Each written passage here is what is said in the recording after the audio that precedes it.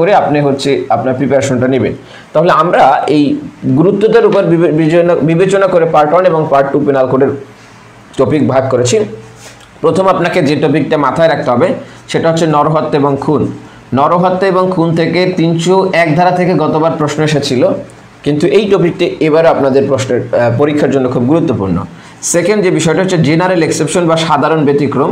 সাধারণ ব্যতিক্রমের মধ্যে দুইটা পার্ট, যে পার্টটাই হচ্ছে আপনার সেলফ ডিফেন্সের বিষয় যেগুলো আছে, সেই সেলফ ডিফেন্সের বিষয়টা খুব গুরুত্বপূর্ণ, অর্থাৎ সেকশন 96 থেকে 106 ধারার বিষয়টা বেশি গুরুত্বপূর্ণ। আর এই সাধারণ ব্যতিক্রমের মধ্যে সেকশন 76 থেকে 95 পর্যন্ত এখানে কিছু ধারার এক্সাম্পল গুরুত্বপূর্ণ। যেমন কি কোন কোন ধারার এক্সাম্পল গুরুত্বপূর্ণ?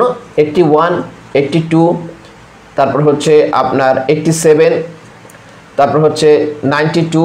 এই যে ধারাগুলো, এই ধারাগুলোর উদাহরণগুলো গুরুত্বপূর্ণ। এটা আমরা বলে দিব যখন এই টপিকটা পড়াবো। আজকে নরহত্যা এবং খুন নিয়ে আলাপ করবে, এইটার আন্ডারে কী কী গুরুত্বপূর্ণ সব দেখাবো। তৃতীয় যে বিষয়টা আপনাদের পরীক্ষার জন্য গুরুত্বপূর্ণ সেটা হচ্ছে আঘাত এবং গুরুতর আঘাত, এইটা গুরুত্বপূর্ণ। চতুর্থ যেটা গুরুত্বপূর্ণ সেটা হচ্ছে অফেন্স এগেনস্ট প্রপার্টি, অর্থাৎ চুরি, দস্যুতা, চুরি, বলপূর্বক গ্রহণ, দস্যুতা, তারপরে আরেকটা আছে ডাকাতি। এই বিষয়গুলো গুরুত্বপূর্ণ। এরপরে আপনাদের জন্য যে বিষয়টা গুরুত্বপূর্ণ সেটা হচ্ছে অ্যাবেটমেন্ট। তাহলে এই যে বললাম 1, 2, 3, 4, 5, এই 5টা হচ্ছে পার্ট 1। এখান থেকে আপনি একটা প্রশ্ন ইনশাল্লাহ বাদবেই। আর যদি কপাল ভালো হয় এখান থেকে আপনি 1.5টা বা 2টা প্রশ্নের উত্তর করে আসতে পারবেন। মানে আপনার উত্তর করতে হবে 1টা, 2টা অথবা বাজার সম্ভাবনা খুবই বেশি। তাহলে এই যে টপিকগুলো বললাম, নরহত্যা, সাধারণ ব্যতিক্রম, আঘাত এবং গুরুতর আঘাত, চুরি, বলপূর্বক গ্রহণ, দস্যুতা এবং অ্যাবেটমেন্ট, এই 5টা টপিক আপনার হচ্ছে একদম পড়তেই হবে, কোনোভাবে এটাকে মিস দেওয়া যাবে না। পার্ট 2তে আমরা কিছু বিষয় রেখেছি যে বিষয়গুলো আপনার হচ্ছে মোটামুটি আপনাকে পড়ে যেতে হবে বা পড়ে যাওয়া উচিত। এইগুলো কি? একটা হচ্ছে অবৈধ বাধা, আটক, ক্ষতি, এই বিষয়গুলো। আর আরেকটা যে বিষয় বললাম সেটা হচ্ছে আপনার প্রতারণা, জালিয়াতি, ফোর্স অ্যাসাল্ট, প্রতারণা, জালিয়াতি। আরেকটা হচ্ছে ওই যে আক্রমণ। এই যে বিষয়গুলো আছে, এই বিষয়গুলো, এই দুইটা হচ্ছে আপনাকে পড়তে হবে, ঠিক আছে? তাহলে এই বিষয়গুলো পড়লে আপনার যে রিটেনের প্রিপারেশনটা সেটা মোটামুটি শেষ। এখন দেখেন, রিটেনের যে আপনি প্রিপারেশনটা নেবেন এটা তো খুব সহজ, দেখলে মনে হলো যে হ্যাঁ ভাইয়া এই 5টা আর এখানে 2টা পার্টে বিভক্ত করে এইখানে 2টার কথা বলেছে, এর মধ্যে যদিও ক্ষতি আলাদা, প্রতারণা আলাদা সেকশন, তারপরেও এটা একটু ভালোভাবে মনে রাখলে, এইভাবে মনে রাখলে চলবে। এখন যে বিষয়টা সেটা হচ্ছে আপনারা তাহলে বলতে পারেন যে ভাইয়া তো আসলে খুব সহজ করে দিল, যে 2টা পার্টে বিভক্ত করে মোট 60টা কথা বললো, এই 60টা পড়ে গেলেই চলবে। কিন্তু এইটা আপনি কীভাবে পড়বেন, দ্যাটস ইম্পর্টেন্ট। তাহলে এখন আমরা দেখাবো যে এই ইম্পর্টেন্ট যে টপিকগুলোর কথা বললাম, এই টপিকগুলো আমি কিভাবে পড়ব। তাহলে সেই বিষয় নিয়ে কথা বলবো। আমি এটা মুছে ফেললাম, আপনারা একটা স্ক্রিনশট দিয়ে রাখতে পারেন, অথবা এটাকে একটা ছবি তুলে রাখতে পারেন, অথবা লিখে রাখতে পারেন, ঠিক আছে? এই 7টা বিষয় পড়লে আপনার মোটামুটি আপনার যে রিটেন প্রিপারেশন শেষ। এখান থেকে আপনি 2টা কোশ্চেন ইনশাল্লাহ কমন পেয়ে যাবেন, অথবা 2টা না পেলেও আপনার হচ্ছে প্রশ্নের উত্তর করে আপনি আসতে পারবেন, একটা ইনশাল্লাহ 100% কমন পাবেন, এটা নিয়ে কোনো ভুল নাই। এখন দেখেন যে বিষয়টা সেটা হলো এই টপিকগুলো আপনি কিভাবে পড়বেন, দ্যাটস ইম্পর্টেন্ট। এখন দেখেন, একটা টপিক পড়ার ক্ষেত্রে আপনাকে ওই যে বললাম গতকালকের ক্লাসে যেটা দেখাইলাম যে বার কাউন্সিলের প্রশ্নগুলো আপনাকে মনে রাখতে হবে যে এই 7 ধরনের কোশ্চেন হয়, এই 7 ধরনের কোশ্চেনের উপর ভিত্তি করে আমাকে টপিক সিলেক্ট করতে হবে, ঠিক আছে? তাহলে এখন আমরা বলছি যে আজকের ক্লাসটা হচ্ছে একটা মডেল ক্লাস। আমরা নরহত্যা এবং খুন নিয়ে কথা বলবো। আমরা দেখানোর চেষ্টা করব নরহত্যা এবং খুনে আপনি কিভাবে পড়বেন। দেখেন, তাহলে আমরা আপনাদের যে কোশ্চেন যে কিভাবে পড়বেন সেই বিষয়টার উত্তর এখন আমরা দিচ্ছি। তাহলে আমরা আজকে যে মোস্ট ইম্পর্টেন্ট একটা টপিক আপনাদের এই পরীক্ষার জন্য সেটা হচ্ছে নরহত্যা এবং খুন। এই নরহত্যা এবং খুন নিয়ে আমরা দেখানোর চেষ্টা করব যে এই নরহত্যা এবং খুন আপনি কিভাবে পড়বেন। এই নরহত্যা এবং খুন পড়ার ক্ষেত্রে আপনাকে বললাম যে কি কি ধরনের প্রশ্ন আসে, গতকালকে ক্লাসে বলেছি যে একটা প্রশ্ন আসে হচ্ছে রচনামূলক প্রশ্ন অথবা ব্যাখ্যামূলক প্রশ্ন, রচনামূলক বা ব্যাখ্যামূলক প্রশ্ন আসে। আপনার এক ধরনের প্রশ্ন আসে বিশ্লেষণমূলক প্রশ্ন আসে, বিশ্লেষণ, প্রবলেম্যাটিক প্রশ্ন আসে, প্রবলেম, তারপর হচ্ছে নজির রিলেটেড প্রশ্ন আসে, ঠিক আছে। এর বাইরে হ্যাঁ, তাহলে দেখেন রচনামূলক বা ব্যাখ্যামূলক প্রশ্ন আসে, বিশ্লেষণমূলক প্রশ্ন আসে, প্রবলেম রিলেটেড প্রশ্ন আসে, নজির রিলেটেড প্রশ্ন আসে, পার্থক্য রিলেটেড প্রশ্ন আসে। আর একটা আসে উদাহরণ, এটা প্রবলেমের মধ্যেই ধরেন উদাহরণ দিয়ে প্রশ্ন আসে, যদিও এটা প্রবলেমের মধ্যেই থাকে।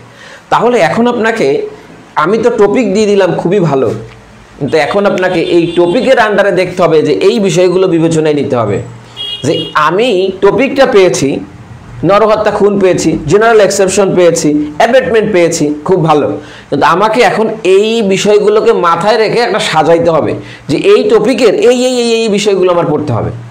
যদি আপনি টপিকটা পেলেন কিন্তু কি কি বিষয় পড়তে হবে আপনি জানলেন না, নরহত্যা এবং খুন থেকেই প্রশ্ন আসলো, আপনি কিন্তু উত্তর করতে পারবেন না। তাহলে আমি কি বিষয়টা বুঝাইতে পারছি কিনা, যে আপনাকে কি করতে হবে। আমি এই কারণে এটাকে একটা মডেল ক্লাস বলতেছি, বা এই কারণেই মডেল ক্লাস বললাম যে এইটার মাধ্যমে আপনি ধারণা পাবেন অন্য সাবজেক্টগুলো আপনি কিভাবে পড়বেন। তাহলে আমি যে বিষয়টা আবারও বলি সেটা হচ্ছে আমি আপনাকে বলেছি যে এই এই এই এই সাবজেক্টের এই এই বিষয়গুলো ইম্পর্টেন্ট। আপনি ইম্পর্টেন্ট বিষয়গুলো পাইলেন, ইম্পর্টেন্ট বিষয়গুলো পাওয়ার পরে আপনার কাজটা কি? আপনার কাজটা হচ্ছে বার কাউন্সিল যে এই প্যাটার্নের কোশ্চেন করে, এই ধরনের প্রশ্ন করে, তাহলে এই টপিকের এই ধরনের কি কি বিষয় ইম্পর্টেন্ট এইটাকে আইডেন্টিফাই করা হচ্ছে আপনার কাজ।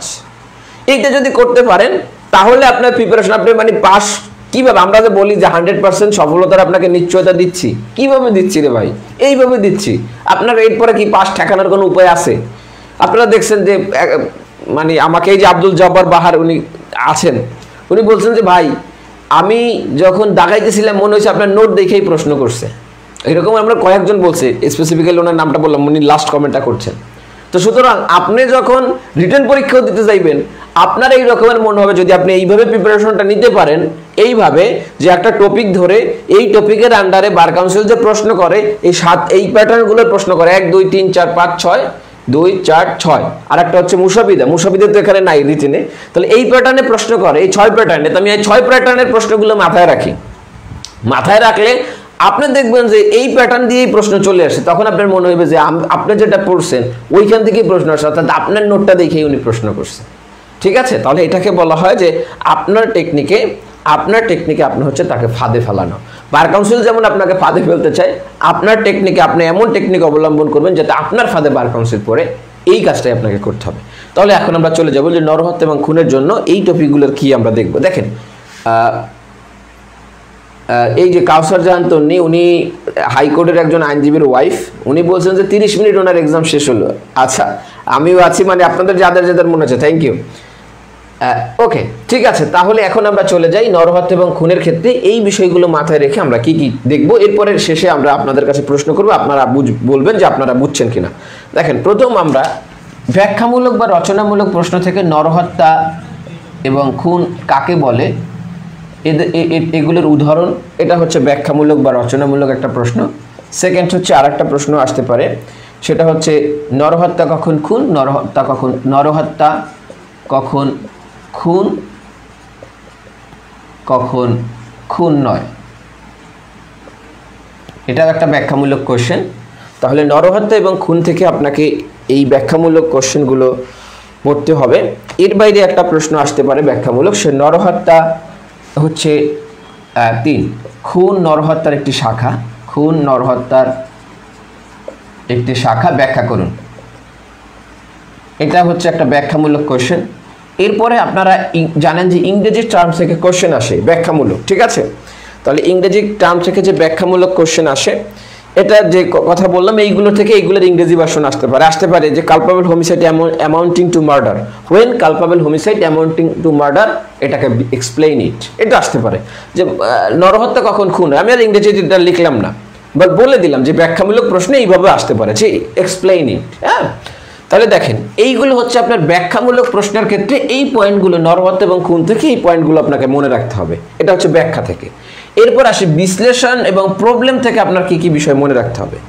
বিশ্লেষণ, প্রবলেম এবং নজির থেকে আপনাকে যে বিষয়টা মনে রাখতে হবে সেটা হচ্ছে দেখেন 4 বিশেষ আইনের ক্ষেত্রে বিশেষ আইনে বিচারে 302 ধারায় দণ্ড দেওয়া যায় কিনা 302 ধারায় দণ্ড ঠিক আছে তাহলে বিশেষ আইনে বিচার করছে বিচার করে পেনাল কোডের 302 ধারায় দণ্ড দেওয়া যায় কিনা এটা হচ্ছে একটা বিশ্লেষণমূলক কোশ্চেন অথবা এটাকে বলতে পারেন একটা নজিরমূলক কোশ্চেন ঠিক আছে অথবা এখান থেকে প্রবলেমেটিকও দিতে পারে ঠিক আছে এক এরপর পঞ্চম যে বিষয়টা আপনাকে মাথায় রাখতে হবে সেটা হচ্ছে যদি আপনার হত্যা প্রমাণে বা খুন প্রমাণে লাশের আবশ্যকতা আছে কিনা যে লাশ পাইতে হবে কিনা লাশের আবশ্যকতা এটাও একটা বিশ্লেষণমূলক প্রশ্ন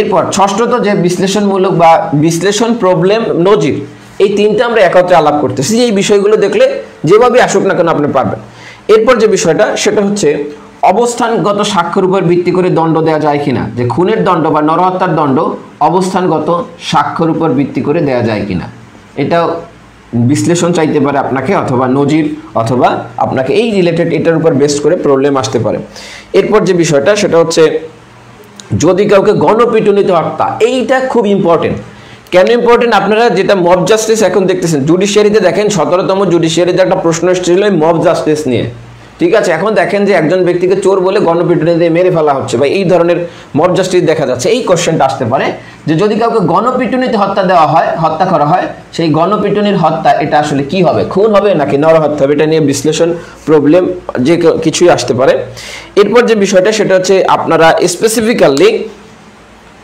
যেটা গতকালকে একটা বই নিয়ে কথা বলছিলাম যে বিচার প্রক্রিয়া এটা নিয়ে কিছু কনসেপ্ট পাবেন সেই কনসেপ্টটা হচ্ছে আপনার কোনো ব্যক্তি যদি দীর্ঘদিন পর মৃত্যুবরণ করে দীর্ঘদিন পর অর্থাৎ একজন ব্যক্তিকে আপনি খুনের জন্য মেরেছেন তিনি 15 দিন পরে মারা গেছে তাহলে দীর্ঘদিন পর মৃত্যু হলে এই মৃত্যুটা এটা কি নরহত্যা হবে নাকি খুন হবে এটা খুব খুব ইম্পর্টেন্ট বিচার প্রক্রিয়া আপনারা পাবেন বিচার প্রক্রিয়ায় যে চার্জ গঠনের অধ্যায় আছে 299 300 ধারা এখানে পাবেন এরপর যে বিষয়টা সেটা হচ্ছে 9 নম্বর পয়েন্টে বিশ্লেষণ নজির বা প্রবলেম নিয়ে আমরা আরেকটা বিষয় নিয়ে কথা বলবো সেটা হচ্ছে যে আপনার কখন 304 ধারার পার্ট 1 এবং পার্ট 2 তে সাজা দিব কখন 304 ধারায় কিন্তু আপনি যদি নরহত্যা করেন 299 ধারায় অপরাধ সংগঠন করেন তাহলে এটা সাজা দেওয়া হয় কত ধারায় 304 ধারায় এখন 304 ধারার কিন্তু আবার দুইটা পার্ট একটা হচ্ছে পার্ট 1 আর একটা হচ্ছে পার্ট 2 সেটা আপনি চাইলে 304 ধারার স্পেসিফিক্যালি বলতে হবে আপনি কোন পার্টে সাজা দিচ্ছেন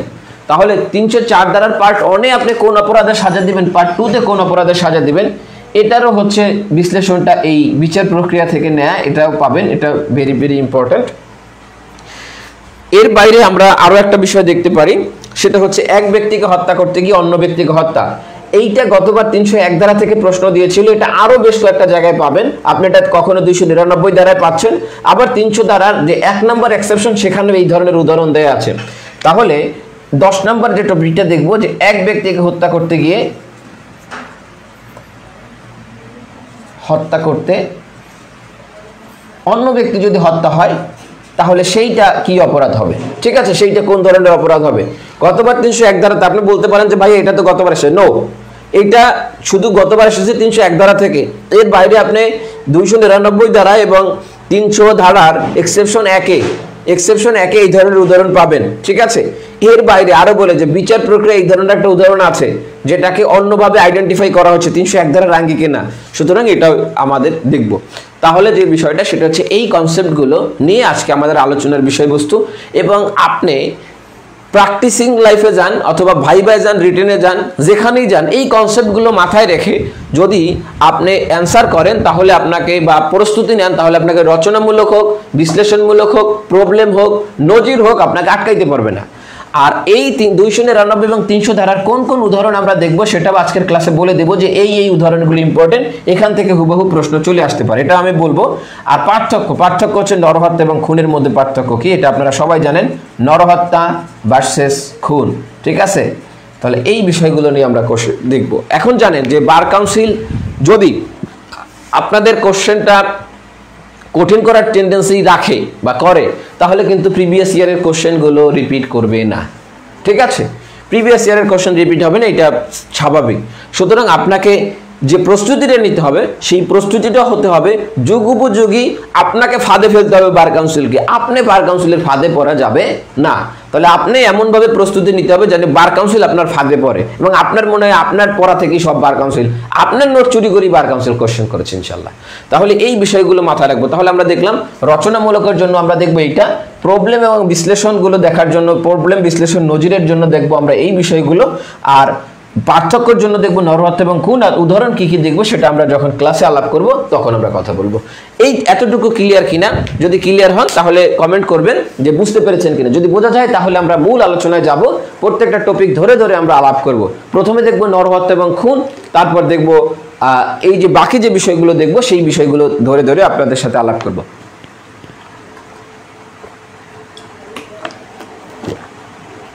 ওকে, বুঝতে পেরেছেন কিনা, কোশ্চেন আছে কিনা? দেখেন, রিটেন প্রস্তুতি সেই গতানুগতিকভাবে রিটেন প্রস্তুতি নিয়ে লাভ নাই। আপনারা অনেকে বলেন যে স্যার 2বার ফেল করছি রিটেনে, ফোন দিয়ে বলেন স্যার 2বার ফেল করছি রিটেনে স্যার, আবার প্রিলি দিয়ে আবার আসছি স্যার।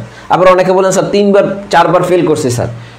কারণ আপনাকে প্রস্তুতিটা এমনভাবেই নিতে হবে যাতে বার কাউন্সিল আপনার ফাঁদে পড়ে। তাহলে এইভাবে আমি বললাম যে আমার কাছে যে পড়তে হবে ব্যাপারটা এমন আমি বলি না, আমি বলতেছি যেটা বলতে চাচ্ছে সেটা হচ্ছে আপনি তো প্রথম ইম্পর্টেন্ট এই বিষয়গুলো সাজাইলেন যে এই বিষয়গুলো আমার ইম্পর্টেন্ট, এরপরে আপনি বার কাউন্সিলের প্রশ্নগুলো বিবেচনায় নিয়ে আপনি কি করবেন, এই রকমের কিছু টপিক সিলেক্ট করবেন। ঠিক আছে, যে আমি রচনামূলকের জন্য এটা পড়বো, বিশ্লেষণের প্রবলেমের জন্য আমি এইটা পড়বো, পার্থক্যের জন্য এইটা পড়বো, আর বললাম যে ওই একটা বই আপনাকে পড়তে হবে, ওইটা থেকে আমি এইটা পড়বো।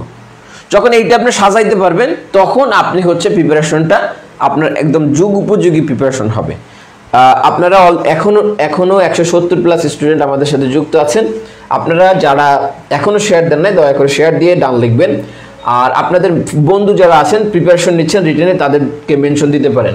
আর যে বিষয়টা বলবো সেটা হচ্ছে এই প্রত্যেকটা সাবজেক্টের এইভাবে বিশ্লেষণ করে কি কি আপনার পড়তে হবে, আপনার কিভাবে পড়বেন এই প্রশ্ন তার থাকবে না, এই রকমের আমরা হচ্ছে আপনাদেরকে পড়াবো। তো সুতরাং হচ্ছে আপনারা এই যে যদি আমাদের সাথে যুক্ত হতে চান তাহলে 45 ডেজের প্যাকেজে আপনারা যুক্ত হতে পারেন, উপরোক্ত দেওয়া নাম্বার অথবা ইনবক্সে নক দিতে পারেন। ঠিক আছে, একটা বেস্ট জার্নি ইনশাল্লাহ আপনাদের সাথে হবে 45 ডেজের প্যাকেজে।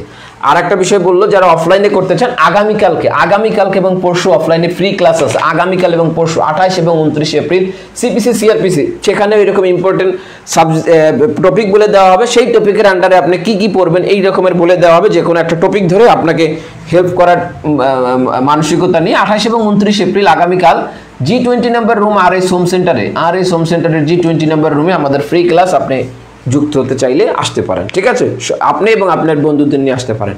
আচ্ছা, কোনটা কোটার জন্য বললাম, 1 থেকে 3 বিশ্লেষণের জন্য, 1 থেকে 3 ব্যাখ্যামূলক, 4 5 6 7 8 9 10 এগুলো সব বিশ্লেষণেও আসতে পারে, প্রবলেমেও আসতে পারে, নজিরেও আসতে পারে। 11 নাম্বারটা পার্থক্য আর উদাহরণ আমরা দেখবো যে কি কোনটা। তাহলে প্রথম 3টা রচনামূলকের জন্য 4 5 6 7 8 4 থেকে 10 পর্যন্ত বিশ্লেষণ, প্রবলেম, নজির 3টা থেকে আসতে পারে, আর পার্থক্য হচ্ছে 11। আর উদাহরণটা আমরা কোন কোন উদাহরণ আপনি পড়বেন সেটা আমরা ক্লাসে বলে দেব। ঠিক আছে, যারা শেয়ার দিয়ে ডান লিখেছেন অসংখ্য ধন্যবাদ। অফলাইন ক্লাসে যুক্ত হতে চাইলে 28 এবং 29 তারিখ চলে আসেন, অনলাইন বা অফলাইনে আপনি যেখানে আছেন জুরিস্ট একাডেমি আপনার সাথে আছে।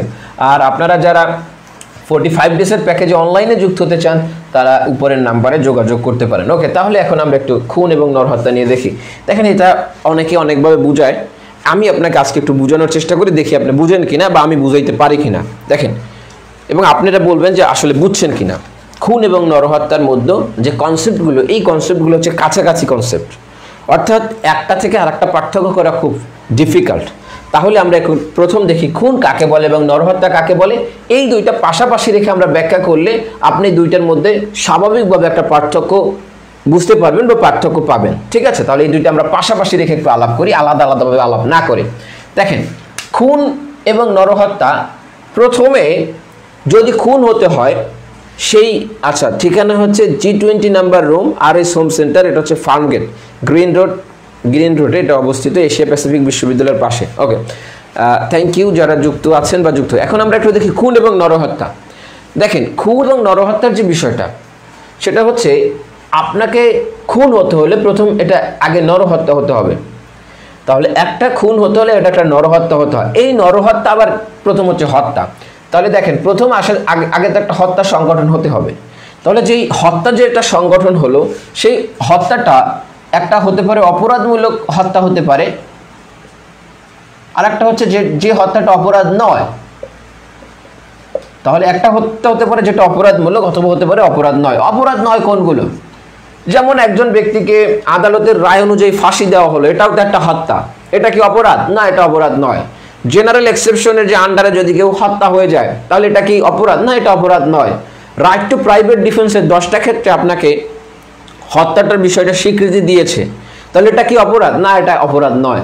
তাহলে যে বিষয়টা বললাম সেটা হচ্ছে যে কোন কোন ক্ষেত্রে, কিছু কিছু ক্ষেত্রে দেখা যায় আপনি হত্যা হয়েছে কিন্তু হত্যাটা কি হচ্ছে না, অপরাধ হচ্ছে না। এই রকমের কিছু বিষয় আমি বলেছি, যেমন ফাঁসির আদেশ দিলে হত্যা, যদি দেখা যায় যে জেনারেল এক্সেপশনের আন্ডারে হত্যা, তারপর হচ্ছে right two private defence exercise করতে গিয়ে 10টা এক্সেপশন, 10টা যে বিষয়বস্তু আছে ওই ক্ষেত্রে হত্যা, তাহলে এইগুলো কি নয়? অপরাধ নয়। অপরাধ হতে পারে। এই অপরাধটা আবার 2 প্রকার, মানে আমি কিন্তু সংক্ষেপে আলাপ করতেছি। একটা হচ্ছে নিন্দনীয় নরহত্যা, আর একটা হচ্ছে খুন। তাহলে দেখেন, এই খুন হতে হলে আগে কি হতে হবে? নিন্দনীয় নরহত্যা হয়ে তারপর খুনে আসতে হবে। তাহলে দেখেন, একটা কাজ যদি একজন মানুষকে কেউ মারে, তাহলে এটা হতে পারে হত্যা, হতে পারে এটা অপরাধজনক নয়, হতে পারে অপরাধমূলক, হতে পারে সেটা খুন, হতে পারে সেটা নরহত্যা। এখন আমাদের কাছে কোশ্চেন যে কখন তাহলে কোনটা খুন, কখন তাহলে কোনটা নরহত্যা। ওকে, তাহলে আমরা এই আলোচনায় চলে যাই। ক্লাস কয়টা থেকে? অফলাইন ব্যাচের আগামীকাল এবং পরশু যে ক্লাস, এই ক্লাসটা বিকাল 3টা থেকে। আগামীকালকে অফলাইনে যারা যুক্ত হতে চান ক্লাসে, বিকাল 3টা থেকে আরএস হোম সেন্টারের G20 নিচতলার 20 number room, RS home centre, Asia Pacific বিশ্ববিদ্যালয়ের পাশের যে ভবনটা। যারা শেয়ার দিয়েছেন অসংখ্য ধন্যবাদ। এক্সেলেন্ট প্রেজেন্টেশন বলেছেন Yasmin Akter. Okay, thank you. এখন আমরা চলে যাই, তাহলে দেখি খুন কাকে বলে, নরহত্যা কাকে বলে। আশা এটাকে মনে হয় বুঝেছেন, এটা কঠিন কিছু না। তাহলে এখন আমরা একটু দেখি খুন কাকে বলে, নরহত্যা কাকে বলে। দেখেন, নরহত্যা এটাকে বলা হয় কালপাবল হোমিসাইড বা নিন্দনীয় নরহত্যা, যেখানে আপনার একটা নিন্দা থাকবে। আর একটা যে বিষয়টা সেটা হচ্ছে খুন। তাহলে এই খুনের সংজ্ঞা প্রদান করা হচ্ছে 300 ধারায়, আর নরহত্যার সংজ্ঞা প্রদান করেছে 299 ধারায়। এখন দেখেন, আমরা একটু সংজ্ঞাটা দেখি। প্রথমে একটু নরহত্যায় কি বলেছে দেখেন। নরহত্যার প্রথমে বলছে আপনি হত্যা করার অভিপ্রায় নিয়ে যদি কোনো কাজ সংগঠন করেন, তাহলে কি আছে? কাউকে হত্যার অভিপ্রায় নিয়ে যদি কাজ হয় সেটা নরহত্যা হবে। দ্বিতীয় যে বিষয়টা বলেছে নরহত্যার ক্ষেত্রে, আমি সংক্ষেপে লিখতেছি, ঠিক আছে?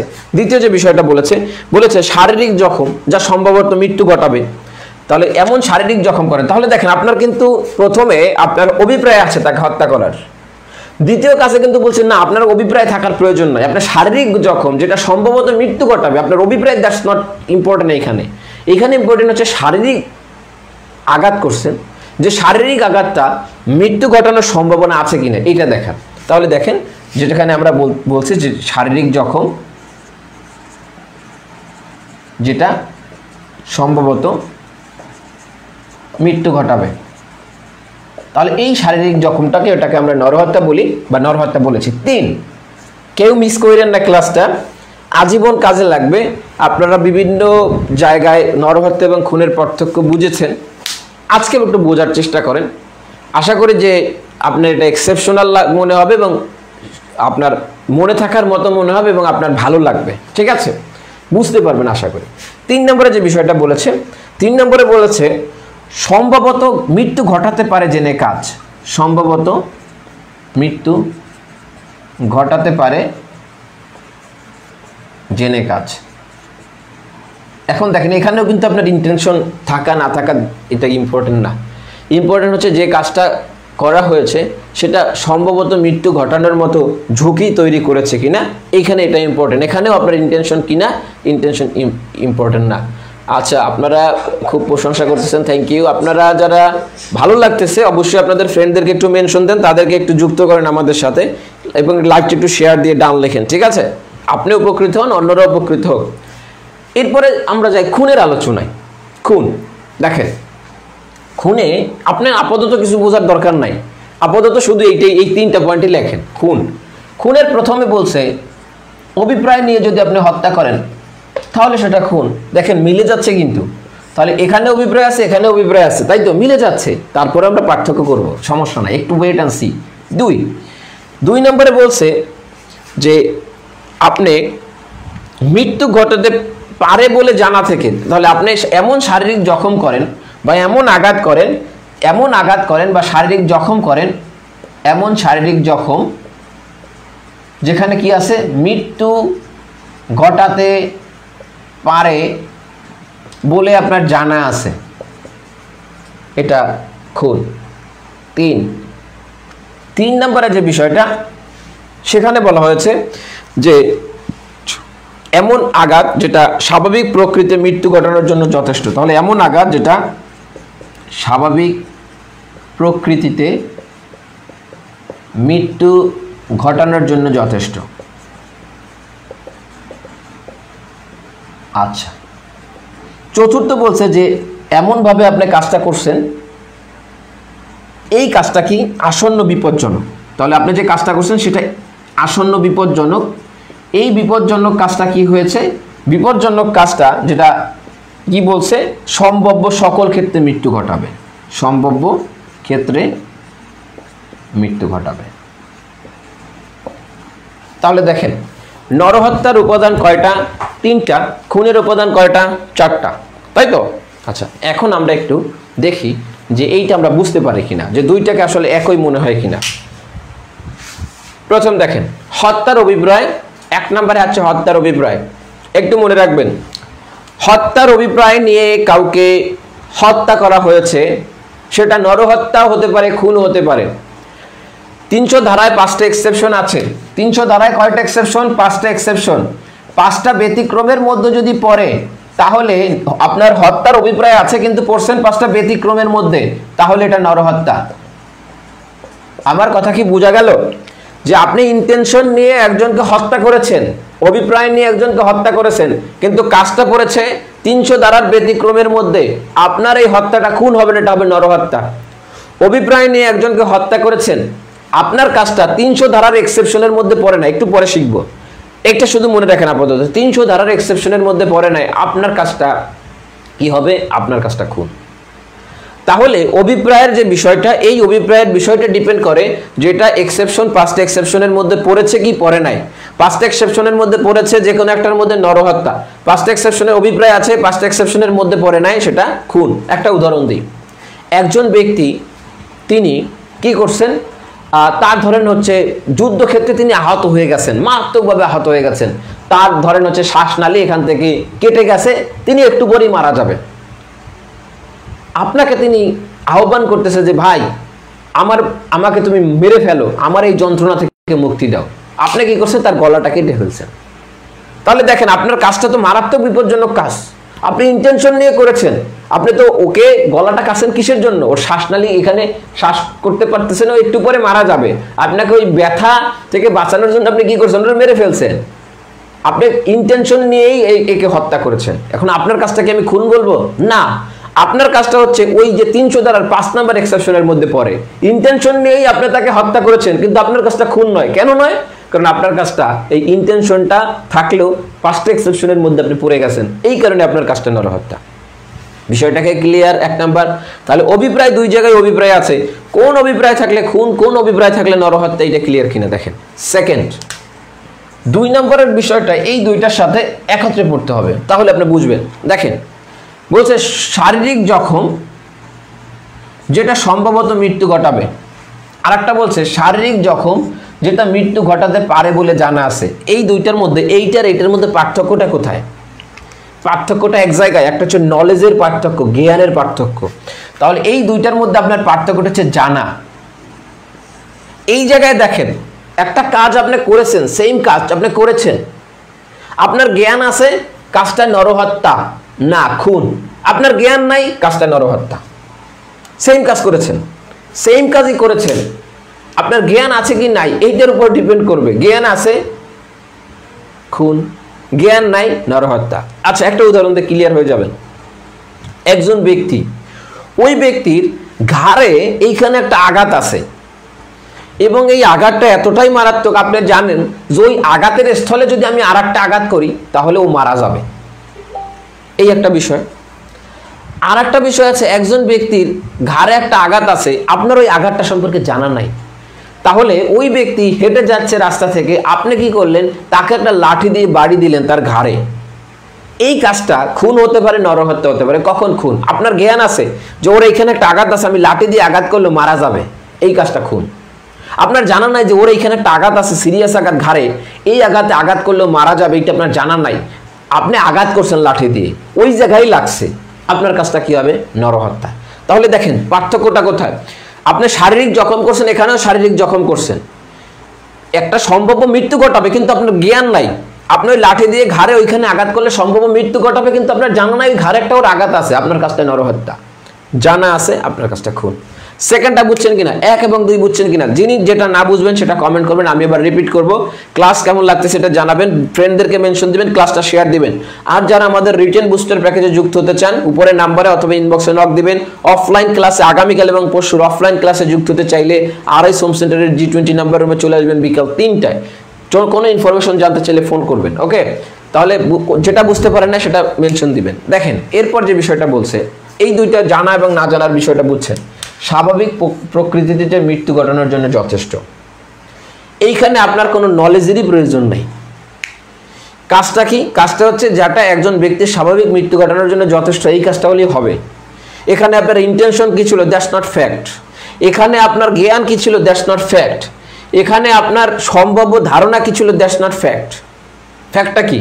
যে স্বাভাবিক গতিতে মৃত্যু ঘটাতে পারে, এইটার জন্য যে আঘাতটা যথেষ্ট, সেই আঘাতটা হলেই হলো। আপনি একজন ব্যক্তিকে চাকু দিয়ে তার কিডনি বরাবর আঘাত করলেন, আপনার ইন্টেনশন কি? That's not fact. আপনার ইন্টেনশন ছিনতাই করা, তো আপনি আঘাতটা করলেন কোথায়? তার কিডনি বরাবর, তিনি মারা গেল। তাহলে এই কাজটা কি হবে? এই স্বাভাবিক প্রকৃতিতে মৃত্যু ঘটানোর জন্য একটা আঘাতই এনাফ, তাহলে এই কাজটা হবে খুন। তাহলে দেখেন এখানে ইন্টেনশন নলেজের কোনো বিষয় নাই। যেখানে এই রকমের হয় যে আপনার স্বাভাবিক প্রকৃতিতে মৃত্যু ঘটানোর জন্য যে আঘাতটা যথেষ্ট, এই যথেষ্ট আঘাতটা যদি আপনি করে ফেলেন, এর ফলে যদি মৃত্যু হয়, তাহলে সেটা খুন। তাহলে বোঝা গেল? তাহলে আপনাকে দেখতে হবে যে যে আঘাতটা আপনি করেছেন, সেই আঘাতটা একজন ব্যক্তির স্বাভাবিক প্রকৃতিতে মৃত্যু ঘটানোর জন্য যথেষ্ট কিনা। একজন ব্যক্তির আপনি কি করলেন? তার গোপন অঙ্গ কেটে ফেললেন, এই কাজটা একজন ব্যক্তির স্বাভাবিক মৃত্যু ঘটানোর জন্য যথেষ্ট। তাহলে এই কাজটা আপনার কি ইন্টেনশনে করছেন? আপনার জ্ঞান ছিল কি ছিল না? আপনি জানতেন কি জানতেন না? বা এইটা হলেই মরবে, এইটা আপনার জানা ছিল কিনা? That's not fact. আপনি এটা কি হয়ে যাবে? খুন হয়ে যাবে। ঠিক আছে, ওকে। এরপর দেখেন তৃতীয় এবং এটার চতুর্থ নাম্বারে যে এক নাম্বারটা বুঝতে পারেন, আমি এটা রিপিট করবো। আর কারো কোনো টাইপ প্রবলেম থাকলে জানাবেন, ফ্রেন্ডদেরকে একটু মেনশন দিবেন। 3 নাম্বার এবং এখানে 4 নাম্বার, এখানে বলছে দেখেন সম্ভবত মৃত্যু ঘটাতে পারে জেনে কাজ করছেন। এখানে আপনার জ্ঞান আছে যেটা সম্ভবত মৃত্যু ঘটাতে পারে জেনে।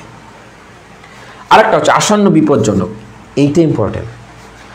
যে আপনার মৃত্যু ঘটাতে পারে ঠিক আছে, কিন্তু কাজটা আসন্ন বিপজ্জনক কিনা এইটা ইম্পর্টেন্ট, এইটা গুরুত্বপূর্ণ। দেখেন কাজটা যদি আসন্ন বিপজ্জনক হয় এবং যা সম্ভাব্য সকল ক্ষেত্রে মৃত্যু ঘটানোর জন্য যথেষ্ট, আপনি জনতাবদ্ধ লোকের উপর গুলি ছুড়লেন, এই কাজটা এতটাই বিপজ্জনক যে এই জনতাবদ্ধ লোকের যে এই সকল ক্ষেত্রে যে কোনো একজনের মৃত্যু ঘটতে পারে।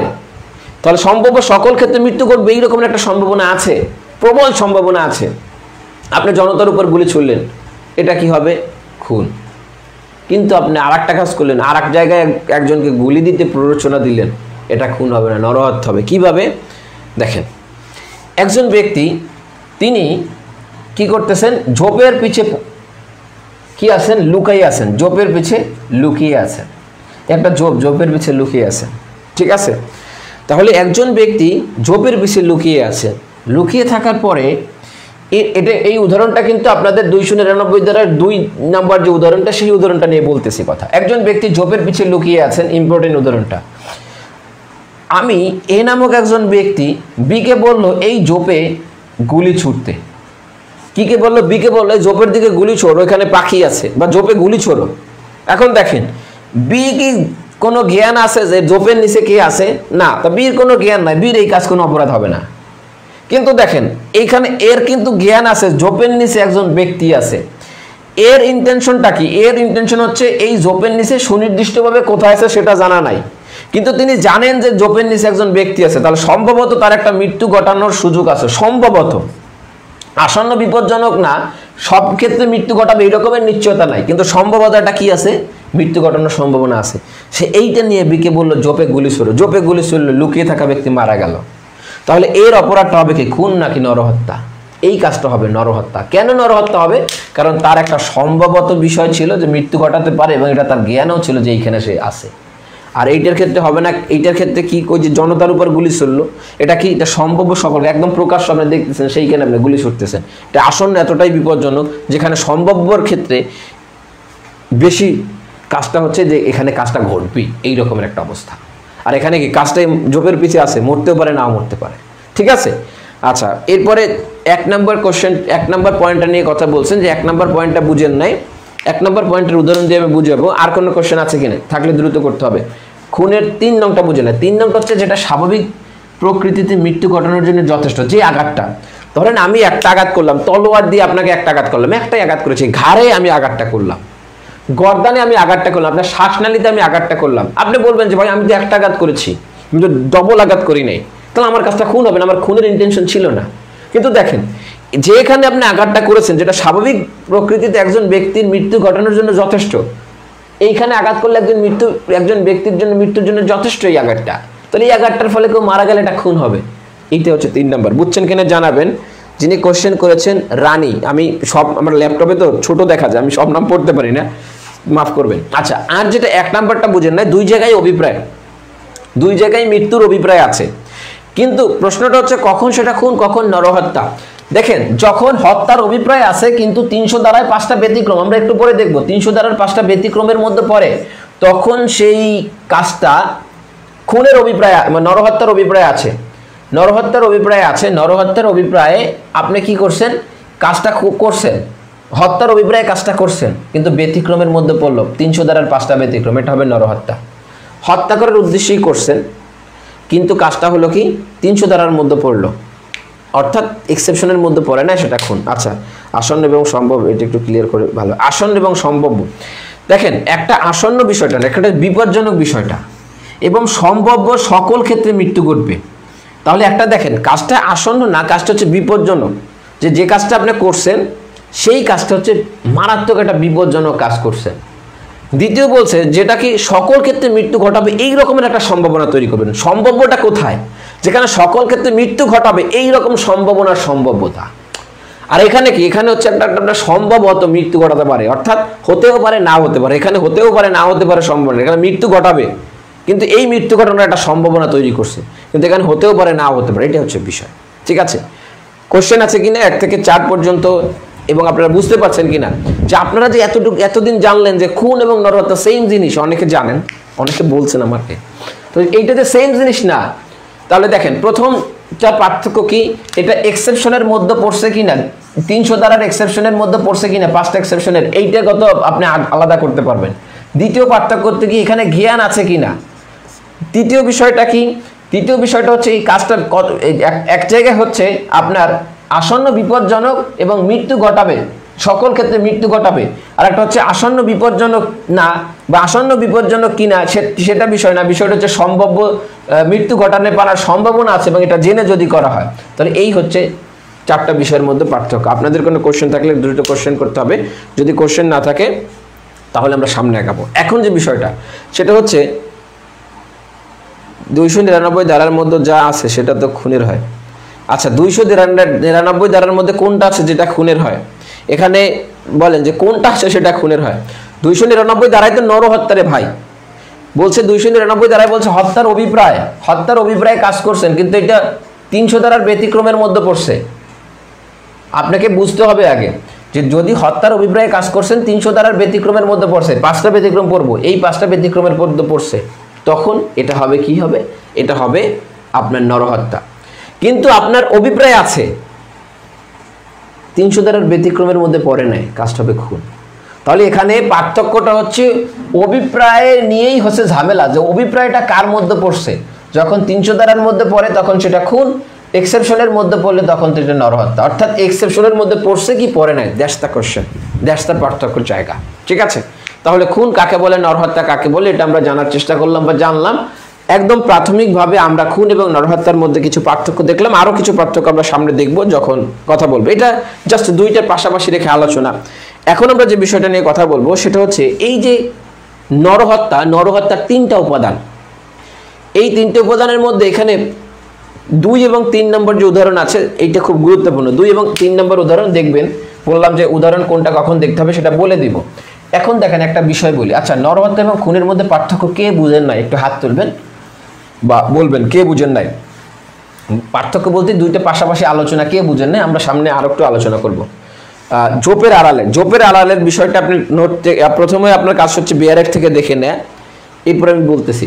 একজন ব্যক্তি জোপের আড়ালে লুকিয়ে ছিল, আমি জানতাম যে জোপের আড়ালে একজন ব্যক্তি আছে, আমি অন্য একজনকে বললাম তুমি জোপে গুলি ছুড়ো, গুলি ছোড়ার পরে ওই ব্যক্তি মারা গেল।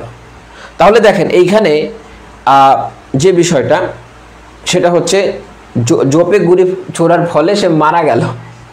এই যে মারাটা গেল কেন, আমার দায় কি? আমি বললাম গুলি ছুড়তে, আমার দায় হচ্ছে আমার জ্ঞান আছে, আমার জানা আছে যে এই কাজটা করলেও সম্ভাব্য মৃত্যু করে। আমরা কি নিশ্চিত যে জোপের কোন জায়গায় আছে? আমি যদি বলি জোপের ডান পাশে গুলি ছোড়ো, আমি খুন করলাম, আমি খুনের অভিযুক্ত হলাম। আমি জানি যে ডান পাশেও আছে, দেখে আসছি, তাহলে আমার কাজটা কি হয়ে যাবে? খুন। কিন্তু আমি জানি না জোপের কোথায় আছে, আমি বললাম যে জোপের গুলি ছোড়ো, তাহলে এখানে একটা সম্ভাবনা আছে মারা যাবে। এই জোপে গুলি ছোড়ার কারণে মারা গেল, আমার যে কাজটা এটা হবে অ্যাবেটমেন্ট হবে, আমি খুনের অ্যাবেটমেন্ট হবে। আর যে কাজটা করলো ওর কোনো সাজা হবে না। কেন হবে না? কারণ ও তো কিছুই জানতো না, ঠিক আছে, আমার কথা অনুযায়ী গুলি ছুড়লো, ঠিক আছে। আশা করি জিনিসটা বুঝেছেন। তাহলে নরহত্যা মোট 3+5 না, নরহত্যা মোট 3+5 কেন? তো আপনার মাথার উপর দিয়ে চলে গেছে। নরহত্যার উপাদান 3টা, প্রথম যে উপাদানটা ওইটার ক্ষেত্রে দেখতে হবে যে এক্সেপশনের মধ্যে পড়ছে কি পড়ে নাই। আমি কি বিষয়টা বুঝাইতে পারলাম? আর 300 ধারার ক্ষেত্রে আপনার এক্সেপশন 5টা। আপনি যদি এইভাবে বলেন যে আপনি যদি বুঝে বলেন, ওইটা বুঝে তারপর বলেন 3+5 8টা, তাহলে ঠিক আছে। কিন্তু আপনি যদি না বুঝে বলেন তাহলে বলবো ঠিক নেই। আপনি যদি বুঝে বলেন আপনার কনসেপ্টটা ঠিক, আপনি যদি বুঝে বলেন, যদি না বুঝে বলেন তাহলে বলবো আপনার কনসেপ্টটা ঠিক না, কারণ আপনাকে বুঝে তারপর বলতে হবে। ওকে, ঠিক আছে। তাহলে আবার বলবো, আপনারা যারা আমাদের সাথে, হ্যাঁ তাহলে বুঝতে পেরেছেন, থ্যাংক ইউ, আপনারা সবাই বুঝতে পেরেছেন। 170 জন এখনো ক্লাসে জয়েন্ট আছেন, সবাই বুঝছেন, আলহামদুলিল্লাহ, ঠিক আছে। ওকে, তাহলে এখন আমরা যে বিষয়টা নিয়ে কথা বলবো, হ্যাঁ যে 8টি ক্ষেত্রে নরহত্যা বলতে পারে, রাইট, এইটা রাইট। আপনি যদি বুঝে বলেন তাহলে আপনি বুঝেছেন, এই কারণে 8টা আইডেন্টিফাই করতে পারেন। কিন্তু আপনি যদি না বুঝে বলেন তাহলে আমি বলবো আপনারটা হয় নাই, কিন্তু আপনি যদি বুঝে বলেছেন আপনারটা হয়েছে। ওকে, তাহলে 8টা ক্ষেত্রে নরহত্যা, রাইট, 3টা এখানে রাইট, 5টা ব্যতিক্রম 300 দ্বারা, গুড, থ্যাংক ইউ।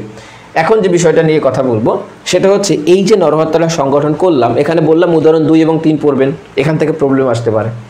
আচ্ছা, একটা উদাহরণ অলরেডি বলে দিয়েছি, আর একটু পড়ে নেবেন, না পারলে আমি হেল্প করবো। সেকেন্ড যে বিষয়টা সেটা হচ্ছে এখানে 3টা ব্যাখ্যা আছে। এই ব্যাখ্যা 3টায় আপনার এখান থেকে ওই যে বললাম প্রবলেম আসতে পারে। তাহলে এইটা একটু দেখে 3টা ব্যাখ্যা, তাহলে 299 দ্বারায় যে নরহত্যার সংজ্ঞা আছে, এই নরহত্যার 3টা ব্যাখ্যা আছে যে এই 3টা বিষয় ঘটলে এটাও নরহত্যা, এই 3টা বিষয় ঘটলে এটাও নরহত্যা। কি কি সংজ্ঞা আছে দেখেন। প্রথমে বলা হয়েছে যে আপনি এমন কাজ করছেন যে কাজে মৃত্যু ত্বরান্বিত করে, মৃত্যু কি করে? ত্বরান্বিত।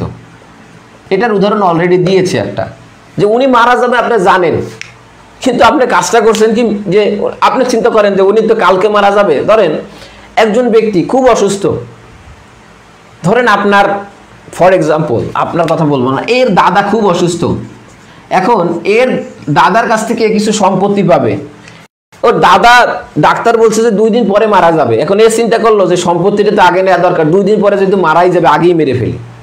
তাহলে দেখেন আপনি, সে কিন্তু মারা যাবে ঠিক আছে, কিন্তু আপনি কি কাজটা করছেন? মৃত্যু ত্বরান্বিত করছেন। অর্থাৎ অথবা এর দাদার মনে করেন পায়ে এমন ক্ষত, এই ক্ষতে তিনি মারা যাবেন, অথবা ধরেন এর দাদার মাথায় এমন ক্ষত, এই ক্ষতে তিনি মারা যাবেন, সত্যি মারা যাবেন, নিশ্চিত মারা যাবেন। কিন্তু আপনি কি করছেন? চিন্তা করছেন যে মারা যেহেতু যাবে 2 দিন পরে, মারা যেহেতু যাবে, আমি এটাকে ত্বরান্বিত করি। আপনার কাজটা যদি এইটা হয় যে একজন ব্যক্তিকে মৃত্যুটা ত্বরান্বিত, এখানে যদি এই ব্যক্তির সম্মতিও থাকে তারপরে আপনার নরহত্যা হবে। এই ব্যক্তির সম্মতি না থাকলে তো খুনই হয়ে যাবে, ঠিক আছে। আপনি যদি সুনিশ্চিতভাবে একজন ব্যক্তির মাথায় আঘাত আছে, এটা যদি আঘাত করেন, এটা তো জেনে যদি করেন তাহলে ওই যে 300 ধারা 2 এর মধ্যে পড়ে। কিন্তু আপনি তার সম্মতি নিলেন, দাদাই বললো যে হ্যাঁ আমি 2 দিন পরে যেহেতু মারা যাবো, তুই আমাকে রক্ষা মানে মুক্তি দে বাবা, মুক্তি দে।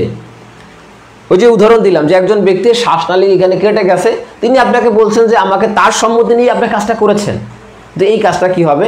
আপনি কিন্তু তার মৃত্যুটাকে ত্বরান্বিত করছেন। তাহলে যে আঘাতের মাধ্যমে মৃত্যুটা ত্বরান্বিত হয়, সেই আঘাতের মাধ্যমে যদি হত্যা হয় তাহলে সেটা নরহত্যা। ব্যাখ্যা নাম্বার 1। ব্যাখ্যা নাম্বার 2, ব্যাখ্যা নাম্বার 2 যেটা বলছে সেটা হচ্ছে একজন ব্যক্তি আপনার তাকে খুন করার কোনো ইন্টেনশন নাই, তিনি যদি চিকিৎসা বা প্রতিকার, তাহলে তিনি যদি প্রতিকার বা সুনিপুণ চিকিৎসার মাধ্যমে সুস্থ হতে পারতেন, প্রতিকার বা সুনিপুণ চিকিৎসা সুস্থ হতে পারতেন, এইরকম সম্ভাবনা ছিল, তারপর তিনি যদি মারা যায় তাহলে আপনার কাজটা খুন, সুস্থ হতে পারতেন। মোস্ট ইম্পর্টেন্ট, এইটা আপনাদের পরীক্ষার জন্য খুব গুরুত্বপূর্ণ, মনে রাখবেন। একজন ব্যক্তি, আপনি তার হাতে একটা কোপ দিয়ে হাতটা কেটে ফেলছেন। এখন দেখেন, কারো যদি হাত কেটে ফেলেন তাহলে আপনি এটা কি করছেন? গুরুতর আঘাত করছেন। এটাই তো 326 ধারার অপরাধ আপনি করেছেন, হাত কেটে ফেলছেন। এখন হাত কেটে ফেললে কি তিনি সুস্থ হতে পারতেন? অর্থাৎ তিনি কি করতে পারতেন? যে ওই যেটাকে বলা হয় চিকিৎসা নিয়ে তিনি সুস্থ হতে পারতেন। এখন যে প্রশ্নটা সেটা হচ্ছে, তিনি যেহেতু চিকিৎসা নিয়ে সুস্থ হতে পারতেন, কিন্তু দেখা গেল তিনি চিকিৎসা নিলেন না, এই তার রক্ত ঝরতে ঝরতে রক্ত স্বল্পতায় তিনি মারা গেলেন। তাহলে তিনি মারা গেলেন কি আপনার আঘাতে মারা গেলেন, নাকি সুনিপুণ চিকিৎসার অভাবে মারা গেলেন? তিনি চিকিৎসার অভাবে মারা গেলেন। এখন আপনি বলতেছেন যে রে ভাই, ও তো মারা গেছে চিকিৎসা করে নাই, তাই আমি তো করছি গুরুতর আঘাত, আমার সাজা হোক গুরুতর আঘাতের, খুনের সাজা বা নরহত্যার সাজা আমি নিব না, এটা হবে না। তাহলে যদি আপনি এমন কোনো আঘাত করেন যে আঘাতের ফলে সুনিপুণ চিকিৎসার মাধ্যমে ব্যক্তি সুস্থ হতে পারত, কিন্তু তিনি চিকিৎসা না নিয়ে বা সুনিপুণ চিকিৎসা বা চিকিৎসার অভাবে মারা যায়, এই কাজটা কি হবে? এই কাজটা নরহত্যা হিসেবে গণ্য হবে। এখানে আপনার এইটা বলার সুযোগ নাই যে আমার কাজটা তো আমি করেছি গুরুতর আঘাত, এই কাজে তো আসলে তিনি হত্যা হইতো না চিকিৎসা নিলে, তাহলে আমার কাজটা হবে কি? আমার কাজটা হবে গুরুতর আঘাতের 326-এর। ব্যাপারটা এমন নয়, আশা করি বুঝেছেন। এরপর যে বিষয়টা সেটা হচ্ছে ব্যাখ্যা নাম্বার 3। ব্যাখ্যা নাম্বার 3-এ যেটা বলছে সেটা হচ্ছে, গর্ভাবস্থায় যদি কোনো শিশুর মৃত্যু হয় তাহলে সেটা নরহত্যা হবে না। একজন শিশু যদি গর্ভাবস্থায় মারা যায় সেটা নরহত্যা হবে না, কিন্তু সে যদি তার শরীরের কোনো অঙ্গ বের হয় এরপরে যদি তাকে মারা যায় তাহলে সেটা নরহত্যা। ঠিক আছে?